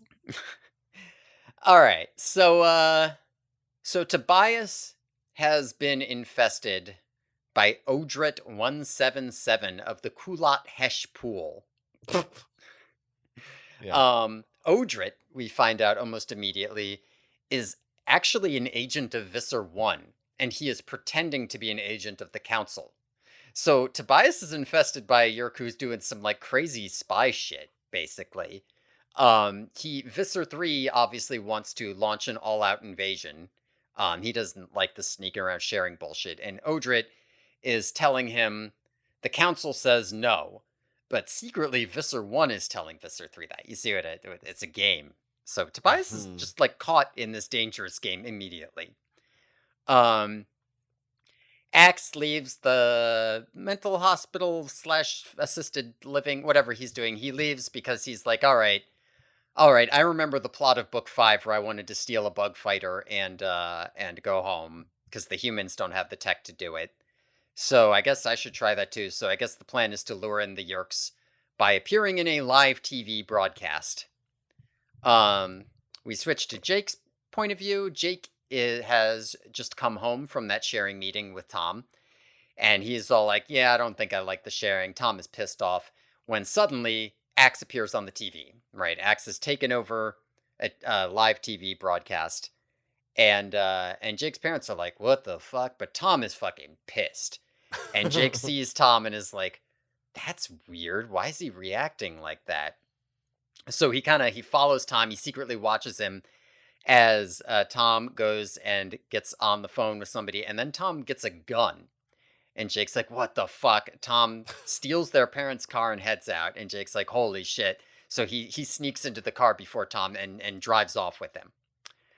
They show up at the TV station. There's a bunch of cops there, and Tom just immediately shoots a security guard. The cops are like securing the place. Jake is getting shot at too. He has to hide. And he watches as they like handcuff and take custody of all the news people. And also he sees Mr. Visser and Tobias show up in a limousine to like sort of control the whole thing. So it's starting to get a little bit like, holy shit for Jake here. Now that's a lot of things you just said. Yes, a lot of things happened. I feel like, I don't know. I actually don't think we need to spend that much time on it compared to how much shit actually happens. Maybe I'm wrong. I'm sure we'll find a way.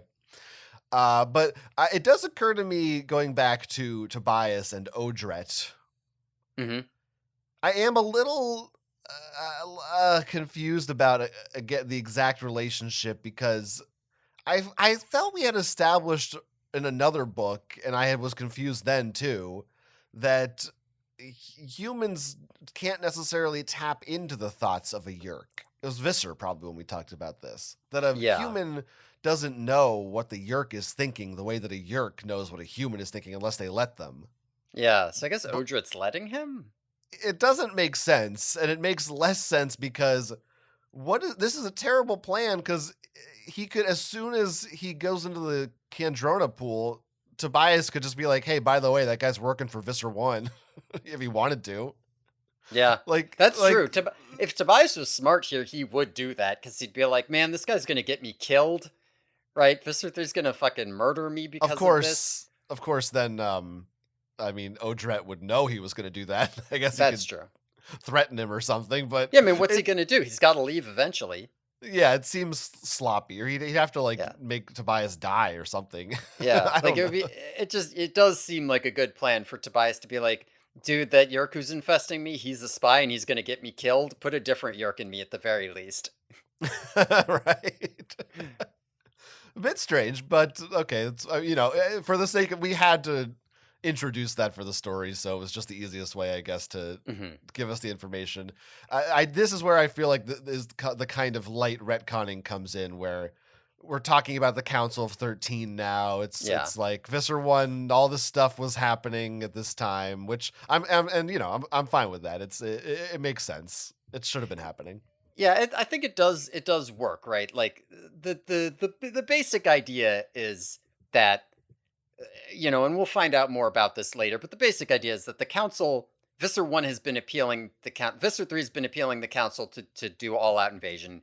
Visser 1 has been appealing the council to keep doing the slow invasion. Visser 1 is positive the council's going to issue an order to keep doing the slow invasion, but they haven't yet.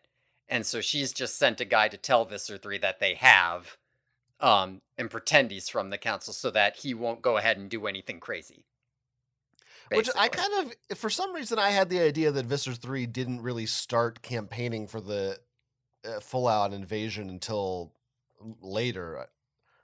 Like I didn't like it, that's at least that's what it seemed like in Visser was that was when he was like, okay, I'm sick of this shit, as opposed to I've been fighting against this the whole time. But I guess there's not a reason why that couldn't be true. Yeah, you might be right about that. That Visser gives that impression. It is in character for him to have always wanted to do it. I don't know. Yeah, yeah. No. I think it does work. I think it is fun to have Tobias be a spy bad guy Yerk. I wish we got to see a little bit more of him as a bad guy in this book. Like, there's not enough. Like, one thing we're not going to get at all in this book is Tobias sneering at the other Animorphs, right? Like, at no point is he going to be like, oh, you children thought you could stop me. And they're like, holy shit, Tobias the weirdo nerd is a supervillain. That would have been fun. Yeah, he just kind of does his own thing. They don't really give a shit about him. Yeah. Yeah, it's just like that Tobias kid's with him too. Isn't that weird? And they're like, oh, yeah, I remember that Tobias kid. He's that loser. Yeah, you know, it is what it is. Okay, then Jake and Tom. Yeah, I mean, I like the Jake and Tom stuff here. I like that we get into it, that Jake still manages to discover that something is going on with his brother. Like, again, when did we get Jake and Tom stuff? We got books like 1, 6, and 31. Yeah, right. Which I remember, like in the beginning, I just thought, oh, so every Jake book is going to be about Tom, right? It just seemed like the obvious thing, Yeah, it's and like pretty none of them obvious. were. Yeah, and Tom's a good, like, it's an interesting idea to have Tom there. Yeah, no, none of them are there. Yeah, But I it's think this is almost like good. it's almost more impressive that they've managed to not write about Tom so much. He should be, Yeah, other than don't talk on the phone too much. Like that's it. yeah, they're in your house. That's I about think it's all. because I think the problem is if you focus on that too much, then the obvious outcome is like it should not go on that long. Like Yeah, it should come to a head that either Tom needs to infest or kill Jake or vice versa. Like and it's not as believable for it to be so prolonged if you actually think about it. yeah. Like, I do like the idea of like, oh, they're two brothers living under the same roof, but they have secrets and Yeah, they yeah. can never say them. I think that feels good for like this narrative, but you are right. Like, at a certain point, it just becomes kind of like a boring drama, or like something has to happen. Like, just for the sake of narrative, something has to happen. You can't just keep making every story about it without something happening. Yeah, you've got a season of television of that at most, where you can Mhm. before something has to happen, before someone has Yeah. to figure Like it out. like I can just buy that they just kind of lived side by side, and Tom was like, fuck it, it's not worth getting some random kid. I also don't have my parents. It doesn't matter. I'm not getting caught. And Jake's just like, I just haven't found an opportunity, or maybe I'm too scared to take the opportunity, so I'm just not gonna think about it Right. because I don't Well, want to get him killed or something. that's when you have to decide are you writing Breaking Bad or Detective Conan? Is there a Sure. like is this a plot that progresses naturally and Yeah. secrets are revealed, or is it just we do this forever? Yeah. I mean, that is why you can't keep doing it. That's why it has to not happen in the books. But I do like how it happens here. And I like that things Yeah. happen with it. There's a little dig at gun owners, more Oh yeah, there is. Kay Applegate's liberal agenda at work. Yeah, fuck you, She liberal. says, she says, oh, I think the Drode might have got into you just now. She says, sorry, Jake says, pathetic people who thought it would make them important. Nuts.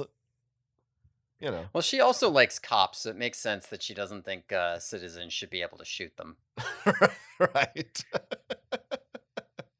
I I was confused about the relationship with Tom and this security guard. He says, "Hey, the guard says glad you're here when Tom shows up." I mean, he And shows up that with cops, so I assume he's saying that to all the cops. oh, he does? I missed Yeah, the like Jake sees, oh, like, two when they're on the cops are way, Jake's like, behind "Oh, him. thank God the police are gonna pull us over, or something's gonna happen." Oh wait, shit, the police are escorting us, and then when he shows up at the building, a bunch of cops are there. And presumably they're controllers. Yeah, they're all controller cops. Yeah, that makes sense. For some reason I just assumed the security guard was also a controller. So and then he was like, "Oh, glad you're here." Like they knew each other, but then he just shoots maybe him. it might not make sense. I don't quite remember. It's possible he did still say that to Tom, and I think that if you saw a teenager showing up with a whole bunch of cops, you probably would not address the teenager as "glad you're here." You'd probably turn to one of the cops and say, It's "Glad you're here." pretty. It's not specified who he just says, "Hey, Okay. glad you're here." But Okay. yeah. So it makes enough sense that way. It works. It's fine. Everything's fine. I Don't just worry about it. expected. I was thinking because isn't he goes into a police station, right? Isn't that where they are? Where are they? They're at the TV station where the where TV Axe station. broadcasted from. Okay, I think my brain broke somewhere here, and I was confused. Okay, Sure. it's all cleared up now. All cleared up. All makes sense. Okay, so after this happens, I listen. We're gonna do a brief barn scene, and then we're getting into the real shit.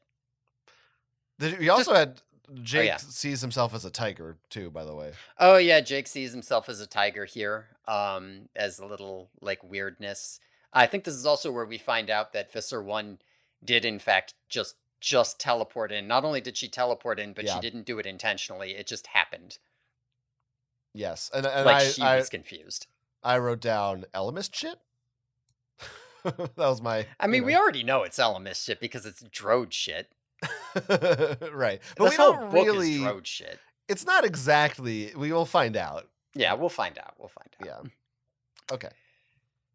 The barn. All right. So this has happened. We're 2 days post the Tom, the Tom being a bad guy incident. They have all met up at the barn. We get a barn scene in this book. Marco, Jake, Rachel, and Cassie have met up in the barn because Jake is too paranoid to talk inside of Cassie's house. So they're at the barn, and he talks to him about what's up. But he thinks that the sharing is some kind of conspiracy. Cassie's like, I'm having visions. I've like already seen that alien on TV, and I'm sure he should be here. This should all be different. There should be a bird. I imagine myself being animals. And they're all like, yeah, I mean, this is pretty, everything we've, you're crazy, but we both got shot at by ray guns. Something weird is going on. We got to do something. And also, Jake, you're the leader. And they all start to kind of fall back into their normal roles, and Cass is like, yeah, this feels right. This feels right. So let's just we'll take a couple seconds to talk about the barn scene before the shit happens. It's the first official Animorphs barn meeting minus Axe and Tobias. Minus Axe and Tobias. Yeah, minus Axe and Tobias. Yeah, I guess Tobias has been here for some of the meetings before Axe. I don't know. Whatever. That's probably right. I don't know.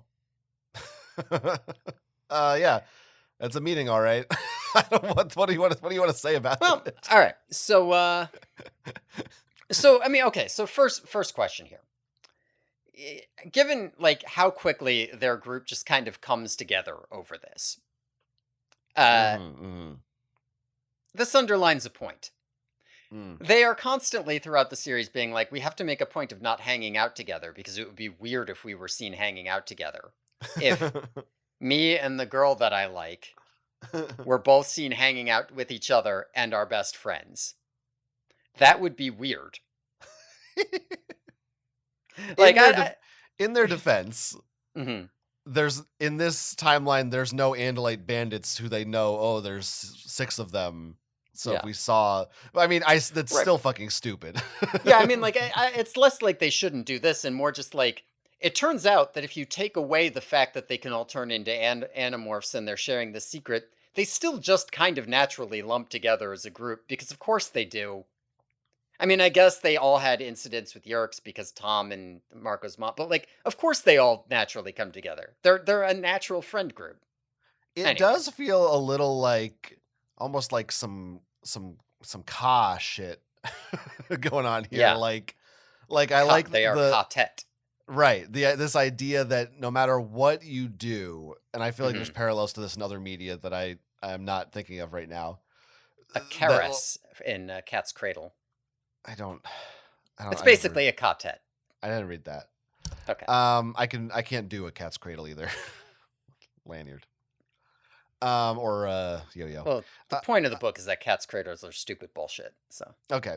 Like no matter what you did, like you could the Drode, the Elemist, you could fuck with all these things. These kids would still find each other. I mean, this is not really explicit. This is kind of my an interpretation that I feel like I like that could be there is that no matter what you do, I guess you know what's kind of like this is like Everything Everywhere All at Once. It's or I guess any like fucking probably some of the Marvel multiverse shit like and no matter what kind of universe, like there are certain constants. These kids are always gonna meet up. This Tobias is always gonna end up like this. I like that. I like playing with that sort of ideas of fate, I guess is what it is. But it feels less. I don't necessarily ascribe to the idea of fate, but there's something. It feels more romantic about the presentation of it that I like. I do like that better too. I think you might be supposed to take away less that they're always going to end up together no matter what you do, and more that it already got done. Like when the Elemist did the time matrix shit with Elfangor, it was done and over with, and it's too late to change it now. There's no more like it's too late for the Droding to stop them coming together. But yeah, I do like that idea, and they do fit. It does work. I have to wonder, and we'll talk about this a little bit more when we get into the real shit, but so Cassie here having all of the like, okay, I'm seeing visions and I'm pretty sure I know how this is supposed to be. Did they, is part of the reason for that because otherwise she doesn't have anything to do? like Marco and Rachel, you know, Marco's still the planner, Rachel's still the like action hero, Jake's still the leader. What's Cassie doing if she can't turn into animals or know about animals? Like, she's going to come out there and be like, I know the perfect bug we could turn into. And they're going to be like, Cassie, the fuck is that? Get out of here. I don't care about bugs and stuff. She's there to be the heart.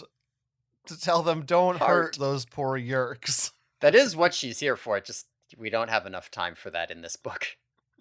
Yeah, it's true. It does give her something to do. But I mean, it was established, so it's not like it comes out of nowhere. I mean, it sort of does, but yeah, sorry. Yeah, I mean, it is what happens in book 4, which is, you know, there's a little of that timeline condensing, but yeah, it's, you know, it's a little of both, I think. The other thing I wanted to talk to you about, because this is the only other part of the book where we see Marco and Rachel together when there's not like big shit going down, right? Like with just a scene where they're sitting around and talking, seemingly like kind of together. Yeah, so they are explicitly officially dating during this part. This is them dating. Yeah, because it's been multiple days, so they have been on dates, I guess. Yeah, I think it's been like at least a week at this point. Yeah. I don't remember the exact. They say the exact days, so we could find the exact time. But yeah. So I don't know. I feel like Marco and Rachel have significantly more chemistry when they're not quite together yet, but flirting than they do when they're together. Like in this scene, Rachel and Marco have similar chemistry to Tobias and Rachel to me. I don't like this. No, I knew you wouldn't like me saying it. I just think I do think that's a Rachel problem. No, I think Rachel just like she likes the thrill of the hunt. That's why it works so well with Marco. When she's actually with the guy, it kind of gets a little.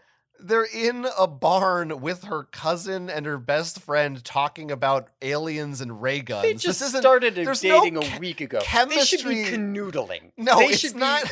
They should be flirting openly. They're in the honeymoon phase. This is not. Rachel's just not. No, she's just not that big of a romantic. That's why it looks the same as with Tobias, I think. This is completely bullshit. I think that Marco and Rachel work better when they're not together. All. Fuck off. That's what I think. It's just an impression I have from this. Go fuck yourself. The Drode's gonna fucking slit your throat, bitch. You better fucking sleep with one eye open. Me and him have an understanding. The Drode knows this is the way the timeline's meant to be. Fuck Yeah, you. I mean, it Move is the no wonder fuck you like the on. Drodes so much. Move the fuck on. I'm All done with right. this barn. Fuck this All right. barn. All right. Okay. This shit's about to happen. It's about to go down. Yeah. Let's see what happens to your Rachel's favorite fucking boyfriend. Yeah. Little Well, we'll bitch. see what happens to several boyfriends here because some things are about to happen. Well, you know. They're about to happen. So Odrit, Tobias's Yerk, he goes in to feed, and Visser 3 pulls him aside, and he's like, "Hey, Odrit, I know you're a spy. So why don't you tell me the truth? Is the council about this, or is it just Visser 1? And I will torture you till you tell me." And Odrit's like, fuck, I've been found out. Listen, the council's gonna give the order. They're gonna do it, okay? Just because they haven't given the order yet doesn't mean they're not gonna. And Visser 3 is like, well, better to ask forgiveness than seek permission. So I'll just have to invade and conquer Earth by force before the order gets here. And also, I'm gonna have you killed anyway. Even though you told me. So Tobias is killed. So Tobias is dead. Just straight up, Tobias gets murdered here. Another week passes. So more time is passing. Tobias is dead. I guess he's just not in school or whatever. Nobody cares. Who gives a shit? Who gives a shit? Jake and Marco are searching Tom's room while he is out, and Rachel calls him and is like, "You guys, you got to check out the TV." Because Axe is on TV again. And he is telling everybody about what the Yerk's on. He is on every station except Channel 7, the Yerk station. And he's like, "You're being invaded. They're stealing your brains. I'm an Andalite. I'm here to help. You have to blah, blah, blah." And they're like, "Oh, fuck. Oh, shit. I guess that's what's up with Tom. I guess that's this conspiracy." And that's when Tom shows up. And he's got a Dracon beam. And he's like, you two come with me or I'll kill you. But fortunately, Rachel knew they were going to be in trouble, so she has rushed over and she beats the shit out of Tom with a baseball bat, and they run for it. Some cops show up. They start shooting. They're shooting. Jake blows one of the cops' legs off with a gun, Dracon gun. There's a lot of violence against human controllers in this book. Yeah. Rachel's like beating people with a bat. There's a part where Jake has to stop her from shooting a guy in the back as he runs away because she's a psychopath. And at this point, Visser 3 is just on like full-on invasion shit. So at this point, a bug fighter just kind of full-on decloaks over the neighborhood and starts shooting at them out of the sky and blowing shit up. Jake and Rachel make it to the woods in time to get undercover and escape. But unfortunately, Marco is killed. Marco gets killed in a blast from the bug fighter. So shit's going down. 2 Animorphs are dead. Rip. Is that where we're stopping? Yeah, I think we could stop at this point before we get to the big shit. 2 Animorph deaths are enough for one section. Yeah, 2 Animorph deaths are enough for one section here. Also, we do gotta. I mean, listen, I don't want to get too far removed from Tobias angsting here. Yeah, Tobias just he dies. Yeah, he fucking just eats it right there. He eats it right there. Yeah, no pomp, no circumstance. He got some angst in before he dies that also relates to the Hawk, where he's like, "In order to escape, I destroyed myself, and I wish I hadn't done it." That kind of thing. Whatever. Yeah, that's fun. Yeah. This is the kind of thing the kind of fun you get to have, quote unquote, in a book like this, because this is kind of what should happen in every book. Yeah. Like Visser 3 should just be like, fuck you, and then just kill a guy. Yeah. But, they can't Or do just that. like all of the times where it's like, and then don't worry, we didn't actually die. There's no good reason that they survived every fight here. It's just like, listen, they were shooting blasts at you. Even if it wasn't a direct hit, Marco got like caught in the middle of one of the explosions and he's dead. Like, and they can't morph. They can't morph. No, they're dead. Yeah. No, a lot of callbacks. A lot of human on human violence, and there's going to be a lot more. But like, yeah, I mean, they're blowing limbs off of human controllers. They're beating people with baseball bats, and they're kids. Like, Rachel is just, she's not a grizzly bear. She's just a girl kicking the shit out of people and murdering them. Yes, a 12-year-old girl. Yeah. She's like Hit Girl and Kick-Ass. Yeah. Um, Out of yeah. control. I Standard really classic like Rachel. a quote that I love from this Tobias section is very, very simple. He says, "My nose itched. I could not scratch it." Which I thought was just like, what a great illustration of the horrors of having a yerk in your head. It's just Yeah. so it's obvious, it's very simple, but I really thought that was an effective phrasing. It's up there with letters go to places you are not. It's almost in that tier. These deaths in this section feel a lot more like brutal and impactful than the deaths in Megamorphs 3 did, even though they are not given that much time here either. Like in all, like, you still have the thing where it's like it's too chaotic to really mourn Marco, right? They're just running, there's violence, there's blasts. Yeah. They also you get don't like one. Yeah. I mean, I guess Marco and Jake are still best friends, but you know, they're not as. Yeah. I don't know. I guess they've still known each other for a long time, so they'd still be sad. But we do see that Jake is like haunted in the next couple scenes by the fact that Marco is dead. Rachel, I guess, Rachel's a psychopath. She is probably mourning her boyfriend, but she's probably doing it by killing people. So, what do you want? As I wrote, Rachel's the fucking best.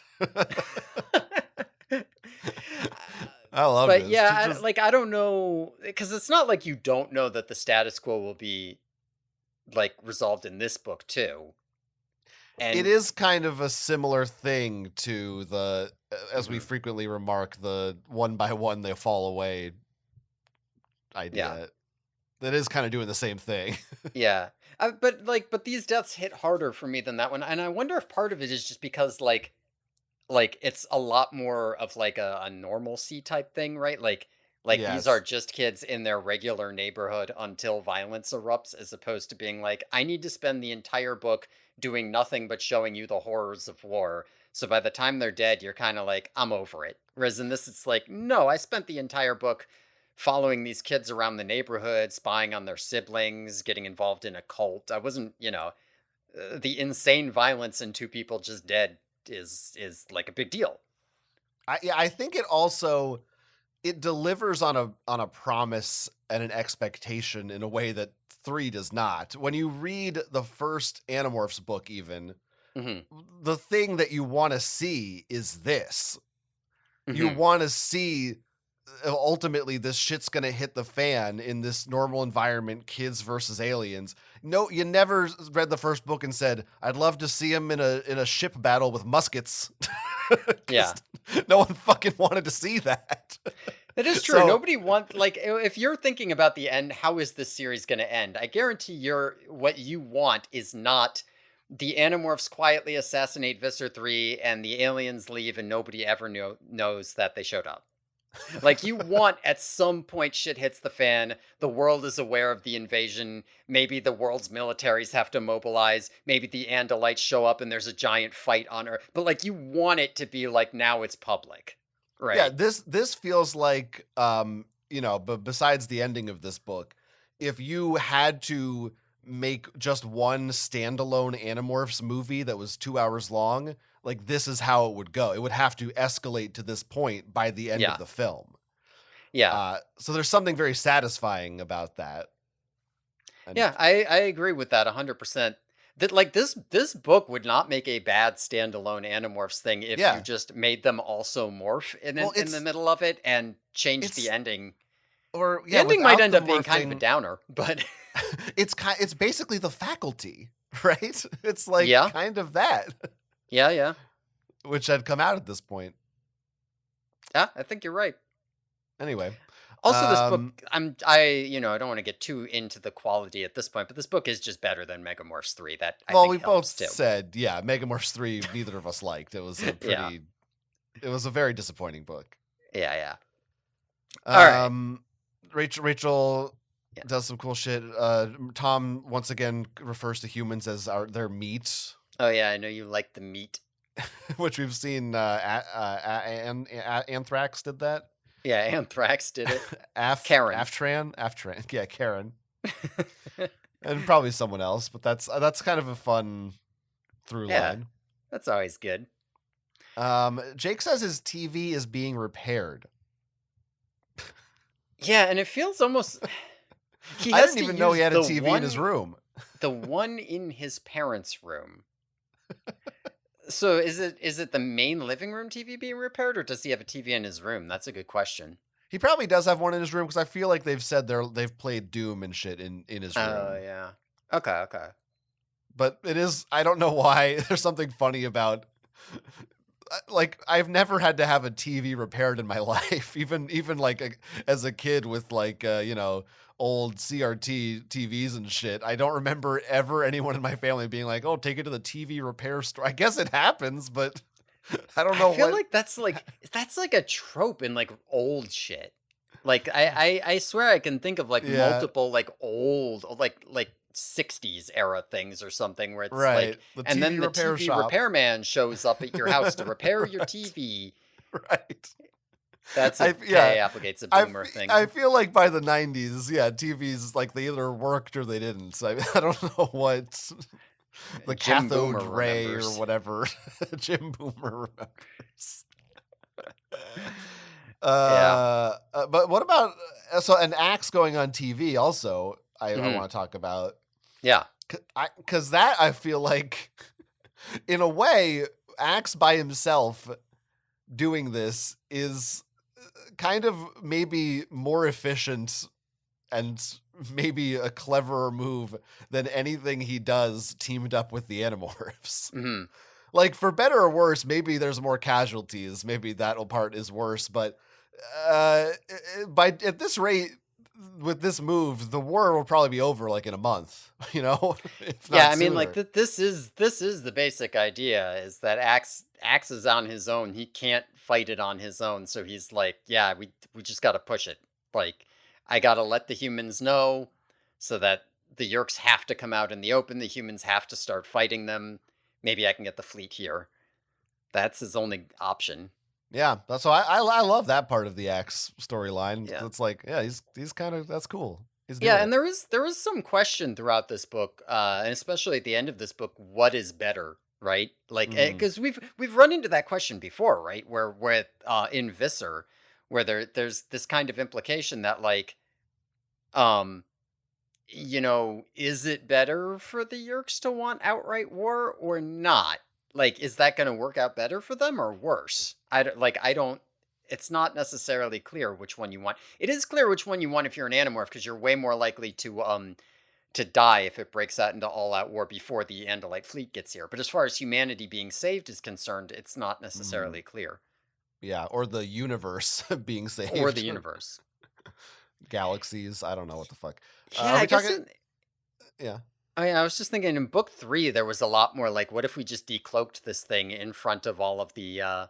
Right. And over the town, and then everyone would have to know and help us. And now there's a lot less of, oh, we got to be careful. Don't just let him know. Yeah. Yeah. It's one of those things they sort of lost the plot on. Are we talking about Axe in the Circuit City, or is that?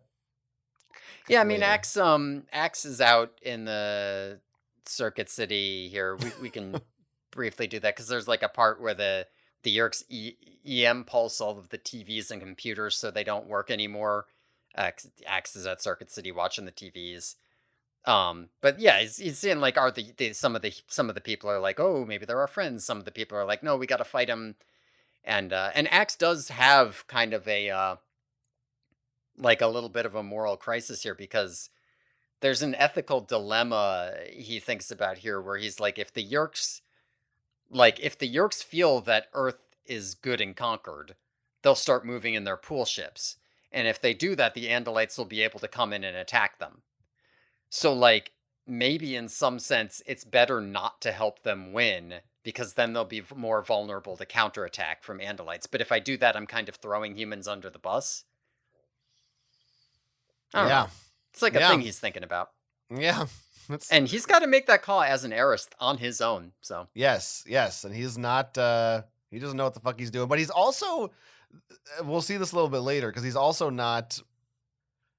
Like I feel like doesn't have a leader, so he has kind of taken up that mantle for himself. Versus as soon as he latches on to Jake, he's like, "I'm a good little boy. I'll do whatever you say." Yeah, and now it's like, oh, he is capable of taking care of shit on his own. He just doesn't. He just never wanted that, or he doesn't know he can do it. Maybe he hasn't realized that it was in himself in the other timeline. That's true. Yeah, maybe because you said earlier this podcast you wished the Axe chapters had focused on different sections, and that is a point. Like that is a very interesting part of Axe's character in this book, that he's so proactive in a way he's not usually. It would have been cool to see that from his perspective. Yeah. I was too busy focusing on the fact that he talks about how valuable Earth is, and how if the Yeerks take it, it's unstoppable, and how there's zero space. And right. I'm just reading this like, oh yeah, it's such a valuable thing. Maybe what if the Andalites fucking did something about zero space, right? The fleet that moves, it could take time. Fuck Z space. That's all I want to say. I hate it. Yeah. I mean, also, I'm not sure it's clear that the Andalites are aware of how many they humans don't know there are, what the Yeerks' thoughts are. Yeah, it's all up in the air. I whatever. guess. It's just figure it out. It just annoys me what a convenient tool it is. That space moves. That's why they're not here. Well, space doesn't move. Zero space, which isn't space, moves. Fuck you. It's fine. It is what it is. It's fine. All right, should we get into this big ass the big action fight scene? All right. So okay, we're almost home, folks. Bear with us. So the Animorphs are in the mall getting food because, and by the Animorphs I mean Jake, Cassie, and Rachel, because they're the ones who are alive. They all can't three morph. Animorphs. All three. All of them. three. Just people.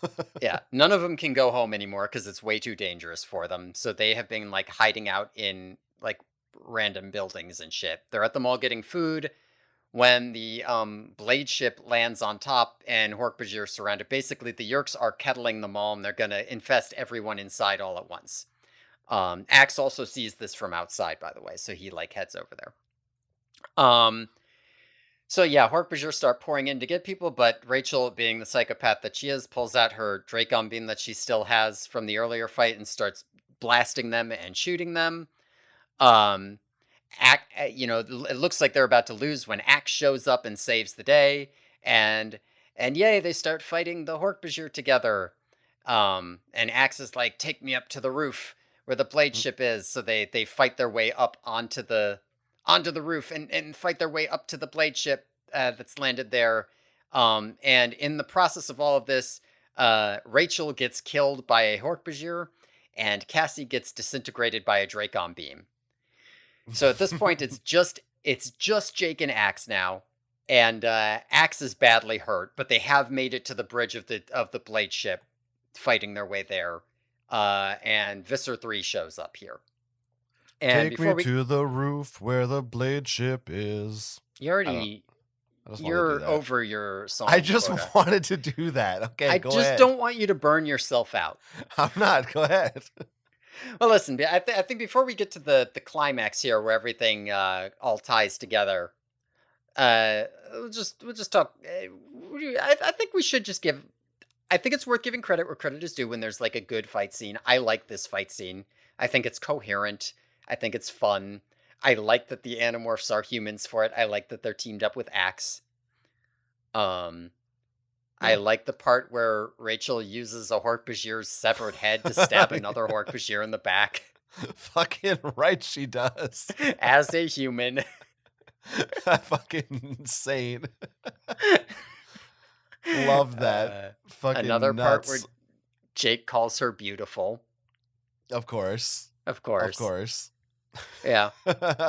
Yeah, it was a good scene. This was like, again, goes back to what I was saying before, that this feels like the culmination of this is the big budget this is the Independence Day scene I want to see with all the aliens storming the mall and fucking shit up.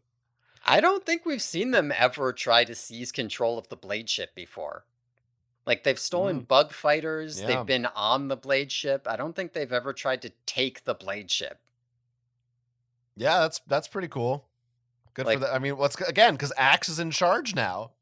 Yeah, we're a month in. Well, that's because Axe does not care how many human casualties get racked up as long as the war gets won. He's a soldier, and Jake's over here like maybe it's not good that Marco and Rachel and Cassie are all dead. Yeah, I love it. You give a shit about, but you know. Jake runs up and he's like, "Oh, we got to do this," and Axe is like, "Fuck, who the fuck are you?" Like takes his weapon. It's like, "I'm not listening to you." It's great. It is pretty good. Yeah. It's the right thing for him to do. Very fun. And his plan is fucking crazy though. I mean, that's another reason they don't attempt this. He's gonna hijack the Blade ship with him and 2 regular humans. Yeah. They can't morph.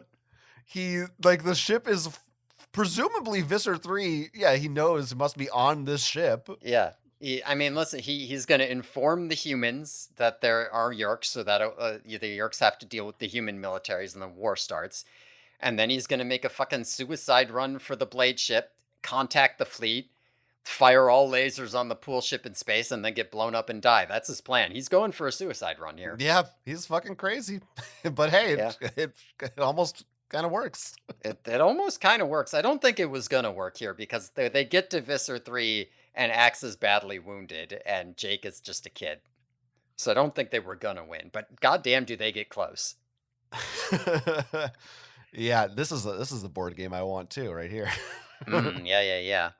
Okay. But yeah, anyway, they're about to get fucked over when all of a sudden Cassie reappears, even though she died and got disintegrated. She reappears and she Dracons Visser 3 and kills him. And the Drode is like, "What the fuck?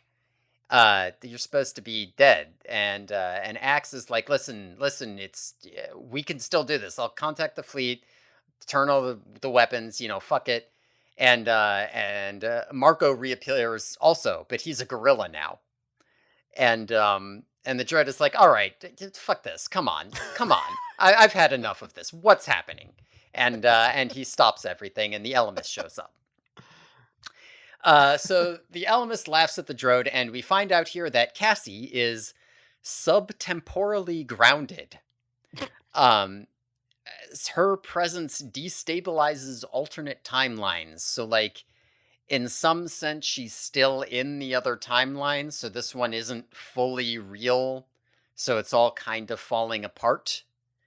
The Elemist offers the Drode, and he's like, "Listen, Drode, you can pick which timeline you want. Do you want the one in which all the Animorphs die, but the Yeerks get this devastating blow where the human militaries are on them, the Blade ship and the pool ship are both destroyed, Visser 3 is dead, and the fleet's contacted?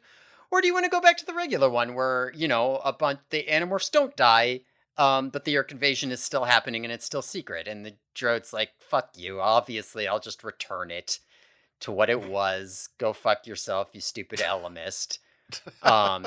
And only Cassie will remember this because she's subtemporally grounded, but she'll never tell anyone because, don't want Tobias knowing he was a Yeerk, or Jake knowing that he gave up, or that Rachel knowing she dated Marco. And we end on the same scene at the beginning where the Drode was tempting Jake. But this time, Jake doesn't answer in time, and the Drode is like, "Fuck it, screw off, you don't get any deal." And that's the end of the book. Now, usually, but when we get to the last section of an Animorphs book is when usually we have the least to say, because it's just like a wrap-up. Mm-hmm. And at 2 hours and 45 minutes, it would be really good if that were true. Yeah, it's not true. There's more stuff in this. And it's fine. It's a special episode. It's a very special episode. It's a fucking jam-packed big book. We were hyped for this episode for a reason. Sometimes we split a Megamorphs into 2 parts. So, you're getting... This is just a juicy app. Don't fucking I wondered if whine we'd have about to do that for this, and I decided not to. I decided you all fine. deserve a longer episode. This is fine. This is great. This is not... This is fine. But yeah, there's a lot more stuff happening like in this than like the last couple of sections for me to talk about. Yeah, I mean, there's a 100%. lot. Yeah, same. And I talked about a lot in the last couple sections, so feels like how long has it been since the Elemist actually showed up? It feels like it's been a long time. like he personally actually showed up, I believe not since book 26. I think Drode in 27, God, Drode yeah. again in Megamorphs 3. So I sometimes I say like, oh, I'm glad they're not overusing the Elemist. And I'm like, Mhm. maybe you need to use a little more Elemist. That's a big gap. Yeah. But you had the Drode in there, so I guess that makes up for it. Yep. Yep. I mean, Cassie just fucking murks Visser 3. Yeah, that is pretty good. I do like every time Cassie like fucks someone's shit up. She Again, just I murders will him. That's remind it. you, Cassie has the first kill in Animorphs. I'll remind you of that. Is that the termite queen? No, Or- no. The cop who arrests her and brings her to the York pool in book 1. At the end, Oh, they're she, like, like, "What about tramples that him? cop who saw?" No, they're like, "What about that cop who saw your face? Isn't he a loose end, a liability?" And Cassie's like, "Don't worry about it. I don't want to talk about it." Yeah, we'll see. I thought doesn't she like trample someone as a horse or something I too? think she Or- probably does do that too. Yeah, but yeah. Okay, but anyway, it's pretty cool that she's just like fuck off. She just kills him. yeah. Again, if you think too hard about it, begs the question like, why don't they just do that every book? Well, they don't have handheld Dracon beams usually. Yeah, there's no way Eric the Yeah. Chi could procure one of those. Well, he's non-violent. He can't do that. He can't get it and give it to No, them? he cannot give them a weapon. No. That is definitely against his programming. No, they just tell him we want to dissect it and study it. It's not. I think we're you not could gonna also use just it. be like, there's no way they could get a Dracon.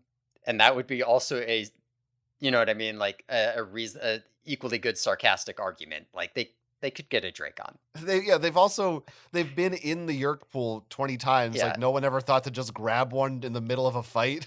Every human controller carries one. They could be stealing them off of all the humans they knock out and or kill. Or how about this? Here's another idea. How about just a gun? It would still if you shoot Visser 3 in the head with a gun, he'll still die. It doesn't have to be I a almost laser feel like beam. it would be easier to get your hands on a Dracon beam than a gun. You're probably right about that. Well, and again, For it's the year- children, it's, anyway. It's 1996 in this book. So. It is the United States. You're right. Yeah, right. It's probably easier to get a gun now than it was then, actually. Yeah, they didn't really have the internet. That's true. Okay. I mean, I don't even know. The Elemist shows up. They reference the Fala Kadrat situation. Yes, the Elemist was allowed to meddle in time for the Fala Kadrat situation, and in exchange, Krayak was allowed to do this meddling. Great, a lot of fun. And they get to fuck up everyone's lives. Yeah, it's always good. But I mean, the real thing here that I guess we need to talk about, that we spend time on, is Cassie. Yeah, right? the subtemporally grounded thing. I'll lay my cards on the table. I think it's fucking stupid. I don't like it. Wow. I don't like it. It's like the one thing about this book that I legit don't like. Everything else about this book I think is really good, and that part I think is dumb and unnecessary. I mean, so I feel like that sort of reveals something to me. Maybe I'm wrong. Interesting. Well, What does it reveal? In terms of like, I don't know. I mean, I'm essentially I'm reading this, and it seems that they have revealed to me that Cassie has some kind of supernatural psychic time plot armor power. Yeah, plot armor against alternate timelines, except when they use the time matrix in Megamorphs 3 and the 2 Saria rips they went through. Well, but heretofore unmentioned. Mm-hmm. Although presumably now we can go, that's why she got the psychic messages from Axe, maybe? Yeah, presumably now we can say that, I guess. I don't like that explanation, but we can. But I mean, I'm that's kind of where we leave it in this book. And Mm-hmm. I'm sitting here presuming that at some point by the end of the series now, we're gonna find out why she has this ability and or where it came from and if there's any other meaning behind it, what she could do with it besides this. Mm. But you saying it sucks and is unnecessary makes me think that maybe we don't ever that this doesn't matter. Mm. To me, this seemed very significant. Like, oh my god, Yeah. Oh, that's Cassie's a a good point. superhero now or something. That's a good point because Cassie is kind of a superhero in that sense. And we Yeah, I also mean, talk like, about how the Elemist, like the Drode, is like, oh, you cheated, like you basically pre-picked these yeah. kids on I'm. purpose.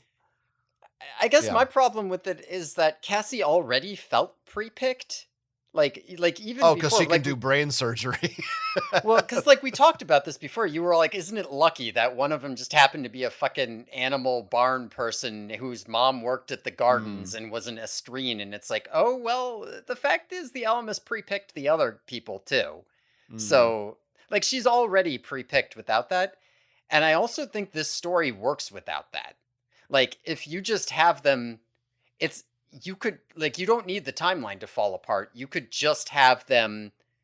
Uh, Succeed in their suicide mission, blow up the pool ship. They all die in the blade ship. The fleet is alerted, and the Drode says, "Fuck, this might actually be worse for me." And that's not what I mm. want. You stupid Elemist, right? You told me I could meddle with time, and the Elemist is like, never said that you wouldn't fuck it up. Um, and then he has to like, and then Dro's like, no, I want to take it back. Let me take it back. And then Elvis is like, if you say so, like you could make it work. Like that still works with his dumb trickster stuff without him having stacked the deck. And so it just feels a little bit like it felt like you're just giving Cassie something to do here. Um, Man, I I don't want to. I yeah. almost feel like I don't want to talk about it too much because I don't want to talk about the degree to which it comes up. But I do have a quote here from Annabase that will Okay. make you like it less. What the fuck? All right. Annabase says, Great. one revelation in this book is that Cassie is an anomaly and, as such, is capable of holding the real timeline in place so that a false timeline will degrade over time. But Catherine didn't come up with this concept until the book was almost finished. She said, sometimes I know what I'm doing all the way through a book, and sometimes I don't figure it out till it's almost over. I was about 10 pages from the end of Megamorphs 4 before I thought, oh, that's how we'll do it. Then I had to backwrite to get it all to make sense. Yet another lesson in why you shouldn't mess with time travel. I mean, as long as she went back and changed stuff, Yeah, she did go back and change it, but that's okay. I okay, mean, okay. it's funny, but I guess it happens sometimes. It I is a mean, very KA Applegate thing to do. yes, I do agree pretty much with what you said. The book probably it certainly could work as well, if not better, if you just had removed that, and you would get rid of some of the fluff of I even though I kind of like the fluff of like Mhm. something's not right here. It also isn't it kind of messy because Jake also saw himself turning into a tiger. Shouldn't it only have been Cassie who saw that stuff? Yeah, Why I did mean, he like, I see it? guess the idea is that it is destabilizing for everyone, but like she's Because the of her. yeah, like she's the seed. So Okay. like she sees it the most, but it's like radiating. I don't know, whatever. Yeah, yeah, yeah, Something yeah, like yeah. this. Yeah, Yeah, yeah. I mean, yeah. So I kind of agree, but that's also part of the one of the things that we come back to this thing sometimes in these books of talking about do they return to the status quo, and Mhm. sometimes that annoys us, and sometimes I don't mind it. Mhm. And in this book, I felt a little bit like, yeah, the memory wipe thing is kind of lame. We've done that before, but Cassie remembers it, so at least that's something. Mhm. And I thought for me, like the two points of interest that I'm clinging to are one, I still thought the cave thing seems Mhm. seems like it should come up again. And two, that this whole fucking anomaly thing felt like we're throwing in a little bit of foreshadowing for the future. It's not just a this doesn't matter, it's gone. There are a couple sticking points. Hmm. But I guess I will have to wait and see if those bear out to Yeah. anything. I think additionally it does help because like I said, generally speaking, you give me a book that never happened, I don't like it. Right. But in this one, I mean, I think one thing that does help with it is that, one other thing that exists outside of that this plot matters to is the Elemist and Krayak. Um, and so, Mm. like, it does shed some light on the game that they are playing, the way in which they interact, and it brings up this very interesting question of, like, do you actually want open war? And it brings that question not just from the Animorphs to the Elemist. Does the Elemist want open war? Or if so, when does he want it? Like, I think that's an interesting question, and that's part of why I kind of wish that they'd focused more on that as the reason uh why it got undone. Um like, for example, if I'm the Drode here and the Elemist God, I says, wish. yeah, yeah, yeah. If I'm the Drode and the Elemist says to me, all right, Drode, well, I let you have your little deal where you could come in here and change the timeline, but it didn't work out the way you wanted, but I'll let you put it back, and just not have your end of the deal. If I'm the Drode, I'm not taking that deal. If I'm the Drode, I'm like, why are you letting me put it back?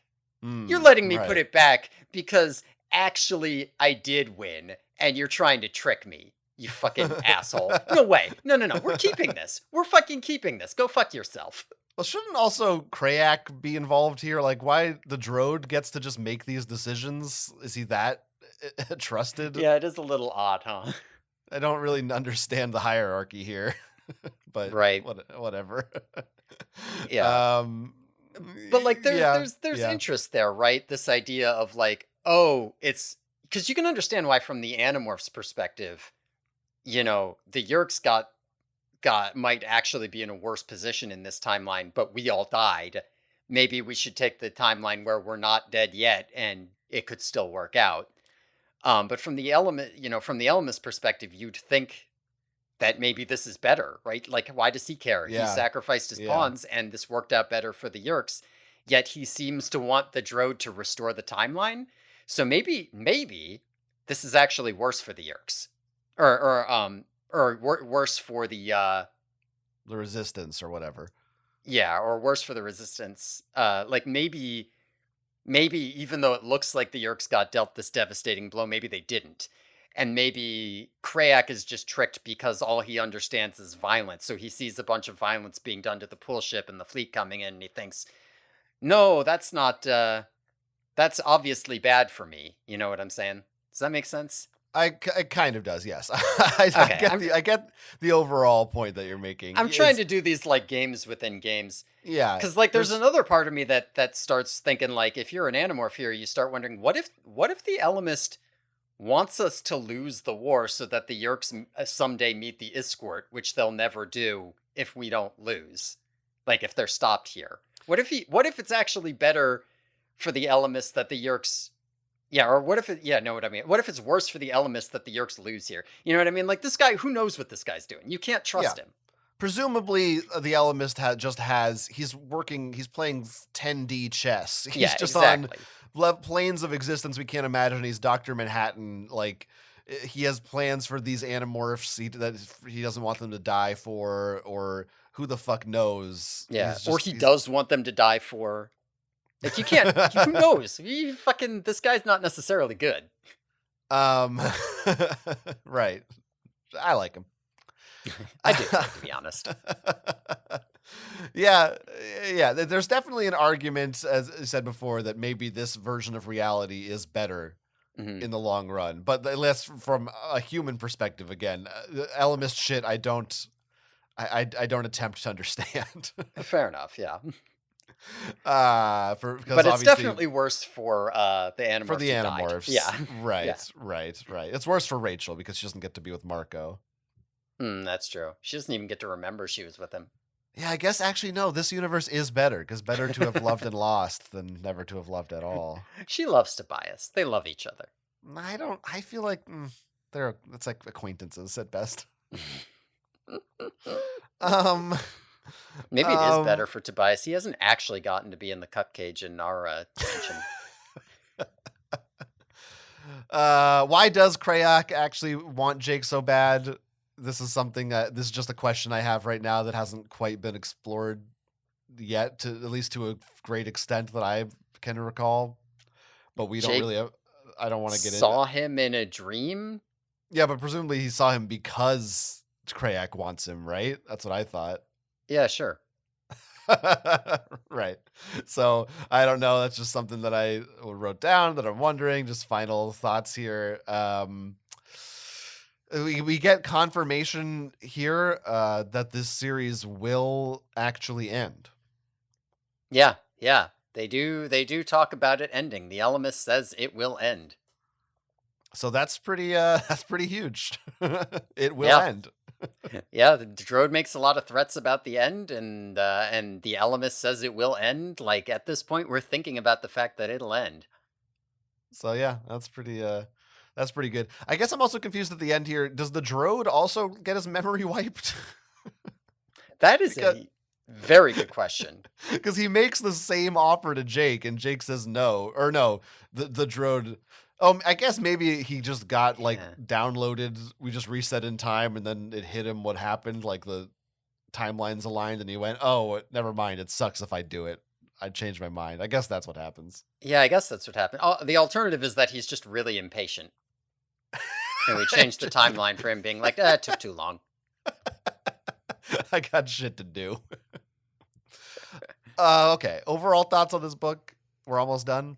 Yeah, overall thoughts on this book. I like this book. I think that listen, part of the I think that as far as like a what if story where it didn't actually happen goes, I far prefer the It's a Wonderful Life where they get to be regular kids living regular life than like what if they were in the jungle type of thing. Well, can I I also think it's posit? I think it's better because that's the entire premise from the beginning. Is sure. that like this isn't we're constructing a different reality as Yes. opposed to we're going on an adventure and you don't know until the end it's going to be undone. I mean you kind of know. Cuz like they No, no, also no, no, kind no, of no. do that in I'm talking about in the Forgotten. I'm saying is when. Oh, yeah, yeah, yeah. In the Forgotten, it's like that. But like in Megamorphs 3, it's also kind of like this. And I think just check out all this history is also not as interesting as the It's a Wonderful Life plot. Yeah, yeah. Yeah, I don't know. I think as a kid, I didn't like this book as much. And I think part of the reason is that I think as a kid I was also starting to realize we needed to wrap up and I was starting to lose patience for stories that didn't matter. Cuz like we were starting to get a number of them and this was yet another one, so even though it's good, it just wasn't what I wanted. Also, I don't know. I'm trying to remember because I definitely liked Tobias and I was never a Marco Rachel shipper. So I wonder if Ugh. maybe I wonder if I was like, why did Yeah, Tobias have to be a bad guy? I wonder if I thought that. I don't remember thinking that, but maybe I did. probably did. I don't know. I really like this book. Like I said before, I feel like this book was a much needed reset. I think this Hmm. felt refreshing to be like back to basics, literally. Hmm. Like with all this fucking, and you know, sure the Elemist and the Drode are in there too, but with all the ridiculous fucking shit that's been introduced lately, it Yeah. felt very good to just be like, remember when we were just kids going to school and Chapman was the deal and the Yeah. sharing mattered? Yeah. I and yeah, and Tom. then it was like just a reminder of what this series roots are and what the core of it is to me. And I also think at the same time, and like I said, we'll see what happens, but it feels like there's a hint of future developments coming. So it's not just a one and done. We get a little tease of things to come in the future and kind of a telling us, "Hey, we're heading somewhere with this. Like, don't worry, I Hmm. promise. There's gonna be an end." If anything, personally, I would have liked to see more build up. Like my the thing that I love, and I think this is consistent with some of the other kinds of books that are similar to this that I've enjoyed. I love the alternate universe thing. I could have read another another half a book that was just them being kids and like dealing with their shit, and Marco and Rachel going on dates and Tobias going to the sharing meetings, and like that stuff is the most fun thing to me. And it gives you a thing that I often complain that you don't usually get in these books, which is just time to breathe and let these characters act like actual people when they don't have to be fighting aliens. You actually get to see what they're like. Mhm. It's great, and it's definitely, I think, easily this is my favorite of the Megamorphs. Yeah, I mean, I don't really. I think I liked the dinosaur book. I don't honestly remember how much I liked it. I Yeah, think I liked it, but I don't know if I loved it. yeah, I would agree. This is my favorite of the Megamorphs as an adult. As a kid, like I said, by the time this book came out, I was kind of with the whole like time travel thing, and I loved the dinosaur one because it's fucking dinosaurs. Don't get me wrong, I still love Mercora. They're great, but yeah, as a book, I think this is a better one. It's a relief. It's nice to read one of, like, even the Buffalo book, which I liked, was like, I like this, but it's like, yeah, it's like dumb. But even like, Mhm. I remember I didn't love Visser that much. So Oh yeah. so for me, this feels like the first book in a long time that I've really been able to be like, oh, I can full-heartedly really enjoy this, and it feels good. I'm not like quibbling with a lot of things, which is Hmm. I feel like it's been a while since I've had that in this series. Yeah, that's good. That's So I'm good. I'm happy. glad you like it. Yeah, as you said, we have been. I know I have been saying on multiple occasions we need more of them just being kids at school. We get that here. It's good. It gives you all that. I think yeah, it's a good book. I'm happy that we get to read it. I'm happy that you got refreshed a little bit. Um, I'm excited for us Drode to came up. go forward. Yeah, Drode came up. Uh, Can't wait to see the shit we got coming up next week. yeah, now that you're all hype and ready for some good books, I'm excited to see what we got coming up. Time We got to our ruin expectations me. high. We know things are going to be, it's smooth sailing from here on out. All downhill from here. Or uphill, right? uh Depending on how you look at it. Sure, there's a hill one way or the other. Maybe we'll turn into moles and burrow underneath it. Like in book 17. Is that the right one? It's yeah, Okay, I'm taking your word for it. because they have to dump the No oatmeal. more megamorphs. That's it. No We more we Megamorphs. Yeah. Oh yeah, you said at the beginning. I thought we were done, but you said at the beginning you wanted to talk about Megamorphs when we got I to the guess end. I guess we kind of did, just in the sense that this, in terms of the how we feel about them. Like I said, Hmm. this was being my favorite. 3 definitely my least favorite. I think the first 2 probably for me are kind of turn out evenish to each Hmm. other. But Yeah, we're yeah. not going to get much more in the way of shifting perspectives. Right, right. Yeah, that's a device that I really like. I've liked it in every one of these books, so Yeah, yeah. I kind of But forgot that that's the thing that's it's worth talking about. All right, but that all was right. anyway. If you can stop listening now, No, no. but we do have some pop culture to This cover is important. You can't rapidly. stop listening before the pop culture. Rapido, here we go. Okay. Let's do it. And I Okay. don't like, again, these are different POVs, so I don't remember for a lot of these who said what. So we're just Yeah. gonna go through I'll it. do my best. The kind of stuff you see on Style with Elsa Clench. This was a TV show, I guess, from the Shockingly, I'm 90s. pretty sure that's fucking Jake. Yeah, weird. I don't know. I think those little Audi TTs are cool, but if I had the money and was old enough, I'd probably drive a Jeep. I don't know what's an Audi TT. Is I that mean, what, right? yeah, presumably TT? some kind of small car. I Like, not a cried. cool. Yeah. I cried the day Michael Jordan retired, and I can still tell you what time it was, what day, week, month, hour, minute, second, what I was wearing, and what I was eating when Mark McGuire banged his record homer. uh, That's a dog. Don't be disgusting. I was, well, that was good. The Drode almost made me say something like that, but I pushed him out. So sounds like he got into you instead. I'm not so good at resisting him. Rachel is every cover girl from every Mademoiselle or 17 you've ever seen. Rachel hunts for sales at Express, Structure, The Gap. Oh, and Express. I wrote that twice. Cassie's wearing... I think they said it twice, yeah. Oh, okay. Cassie's wearing Walmart overalls. She has an old McDonald clothing sense. Is that... Wait, that doesn't count. That's like the... maybe it does. I don't know. No, it does, because I was going to say song. earlier, she says you look E-I-E-I-O. Great. So, okay, sure. Yeah. I loved this. She looks in the freezer and says, "Hello, Ben. Hello, Jerry." Our old friends. Like Newman. Hello, Jerry. They watch an IMAX film entitled DNA Miracle Molecule, narrated by Paul Schaefer from Letterman. Rachel says about a sense of humor in a guy. If he's Leonardo DiCaprio or something, she likes him. Adam Sandler, not so much. Like, I don't... She's saying sense of humor can only go so far. If you look like Adam Sandler, it ain't gonna help you with the ladies. I don't think that's true. I think she's saying she doesn't like Jews. Well, that's Rachel's canceled. She's a self-hating Jew. I get that. Right. Yeah. Sandler is always has a hot lady in his movies, though. Right, so. but he also writes them. That's true. I think that's a coincidence. Did Dave ever make a cameo appearance, Marco wonders, in the movie? Or at least Biff Henderson? His mom beams down like from the Star Trek universe. There's UPS drivers. There's capital D dumpsters. This, again, Michael Jordan reference. Format C's : can't get any play on MTV. The cookies, the Oreos that Axe mentions, we already talked about. Vaseline.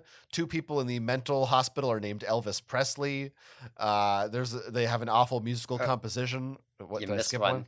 What? They were named Elvis Presley and John, who is presumably John Lennon. Oh, is that presumed? I just thought that was someone else. If he says there's 2 guys in the mental hospital, they're named Elvis Presley and John, to me that feels like they're going for... Maybe that's not presumed, but that's what I presumed. But why wouldn't you just say John Lennon? Like, because you also could just say Elvis. You don't need Presley. It's like a little boomer wink. Like, if you know, you know. Okay, sure. I don't know. That could be your headcanon. It felt like a boomer wink. Sure. Anyway, he has Heartbreak Hotel gets referenced. Yeah. Somebody's dad is at Home Depot. Marco says, "Where are Mulder and Scully?" Once again, I'm counting Big Jake as a reference potentially to the John Wayne film. Someone's scanning the shelves at Blockbuster. The car drove us to McDonald's. Books. John Le Carré. Some Howard Stern type of prank. They think it might be at one point. Another channel had gone back to Jenny Jones. Is this a news? Is this an exercise? Who's Jenny Jones? I don't know. I recognize the name, don't quite recognize what it is. It was so NYPD Blue. I've been thinking about watching that. I jumped a big wheel. My ears were ringing like Quasimodo was in the bell tower. A large establishment called a Circuit City. "I'm buying that Sony big screen," a customer shouts out. President Clinton, we get a Clinton reference. Yeah. Urged everyone to remain calm. Again, at one point the president is mentioned, and it doesn't seem to be Clinton, but it's also is canon that Clinton was president, so yeah, whatever. I spotted Rachel at the Taco Bell counter, another reason Marco admires her, I think. They mention Express once again, people running out of the Gap. They go right by Sam Goody, and they end up approximately on top of William Sonoma and Eddie Bauer. Did I miss anything else? That's all I had. There were a lot, but this is a longer book, so it's understandable. Yeah, it makes sense. Also, there are actually kids running around doing kid stuff. They're not like fighting as tigers, so it makes more sense. That's true. It's acceptable. Yeah. Hey. This week on the Patreon, in addition to those 2 fucking songs for you to fucking get for $5 over 3 hours of regular Patreon, 2 songs, and you want more shit? How fucking greedy are you? Yeah, well, you can get more. You can also get, last week we did an Animorphs draft, great episode. This week we're doing the original The Fly from the 50s. Should be a lot of fun. $5 a month. If this episode doesn't convince you to donate, then what the fuck do you want? Patreon.com/the Yerky Boys. Fucking plugged it 24 goddamn times. You better sign up, asshole. Yeah. And you could also contact us at gmail.com No, that's not right. What are we? The Yerky Boys at gmail.com. I know how email works. You can contact us there. You can talk to us. You can tell us about this episode that you listened all the way through. Yeah, have a good time. Be like Nick No Name. How Kay Applegate would have written an email address in 1998. Listen, maybe my brain's a little bit done. Check out my website, jonathanessis.com. I do other podcasts and stuff too. Thanks for listening to the whole episode. It was a good one. Yeah.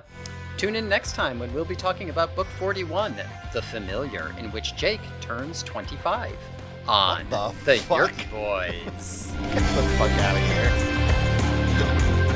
What the fuck is that?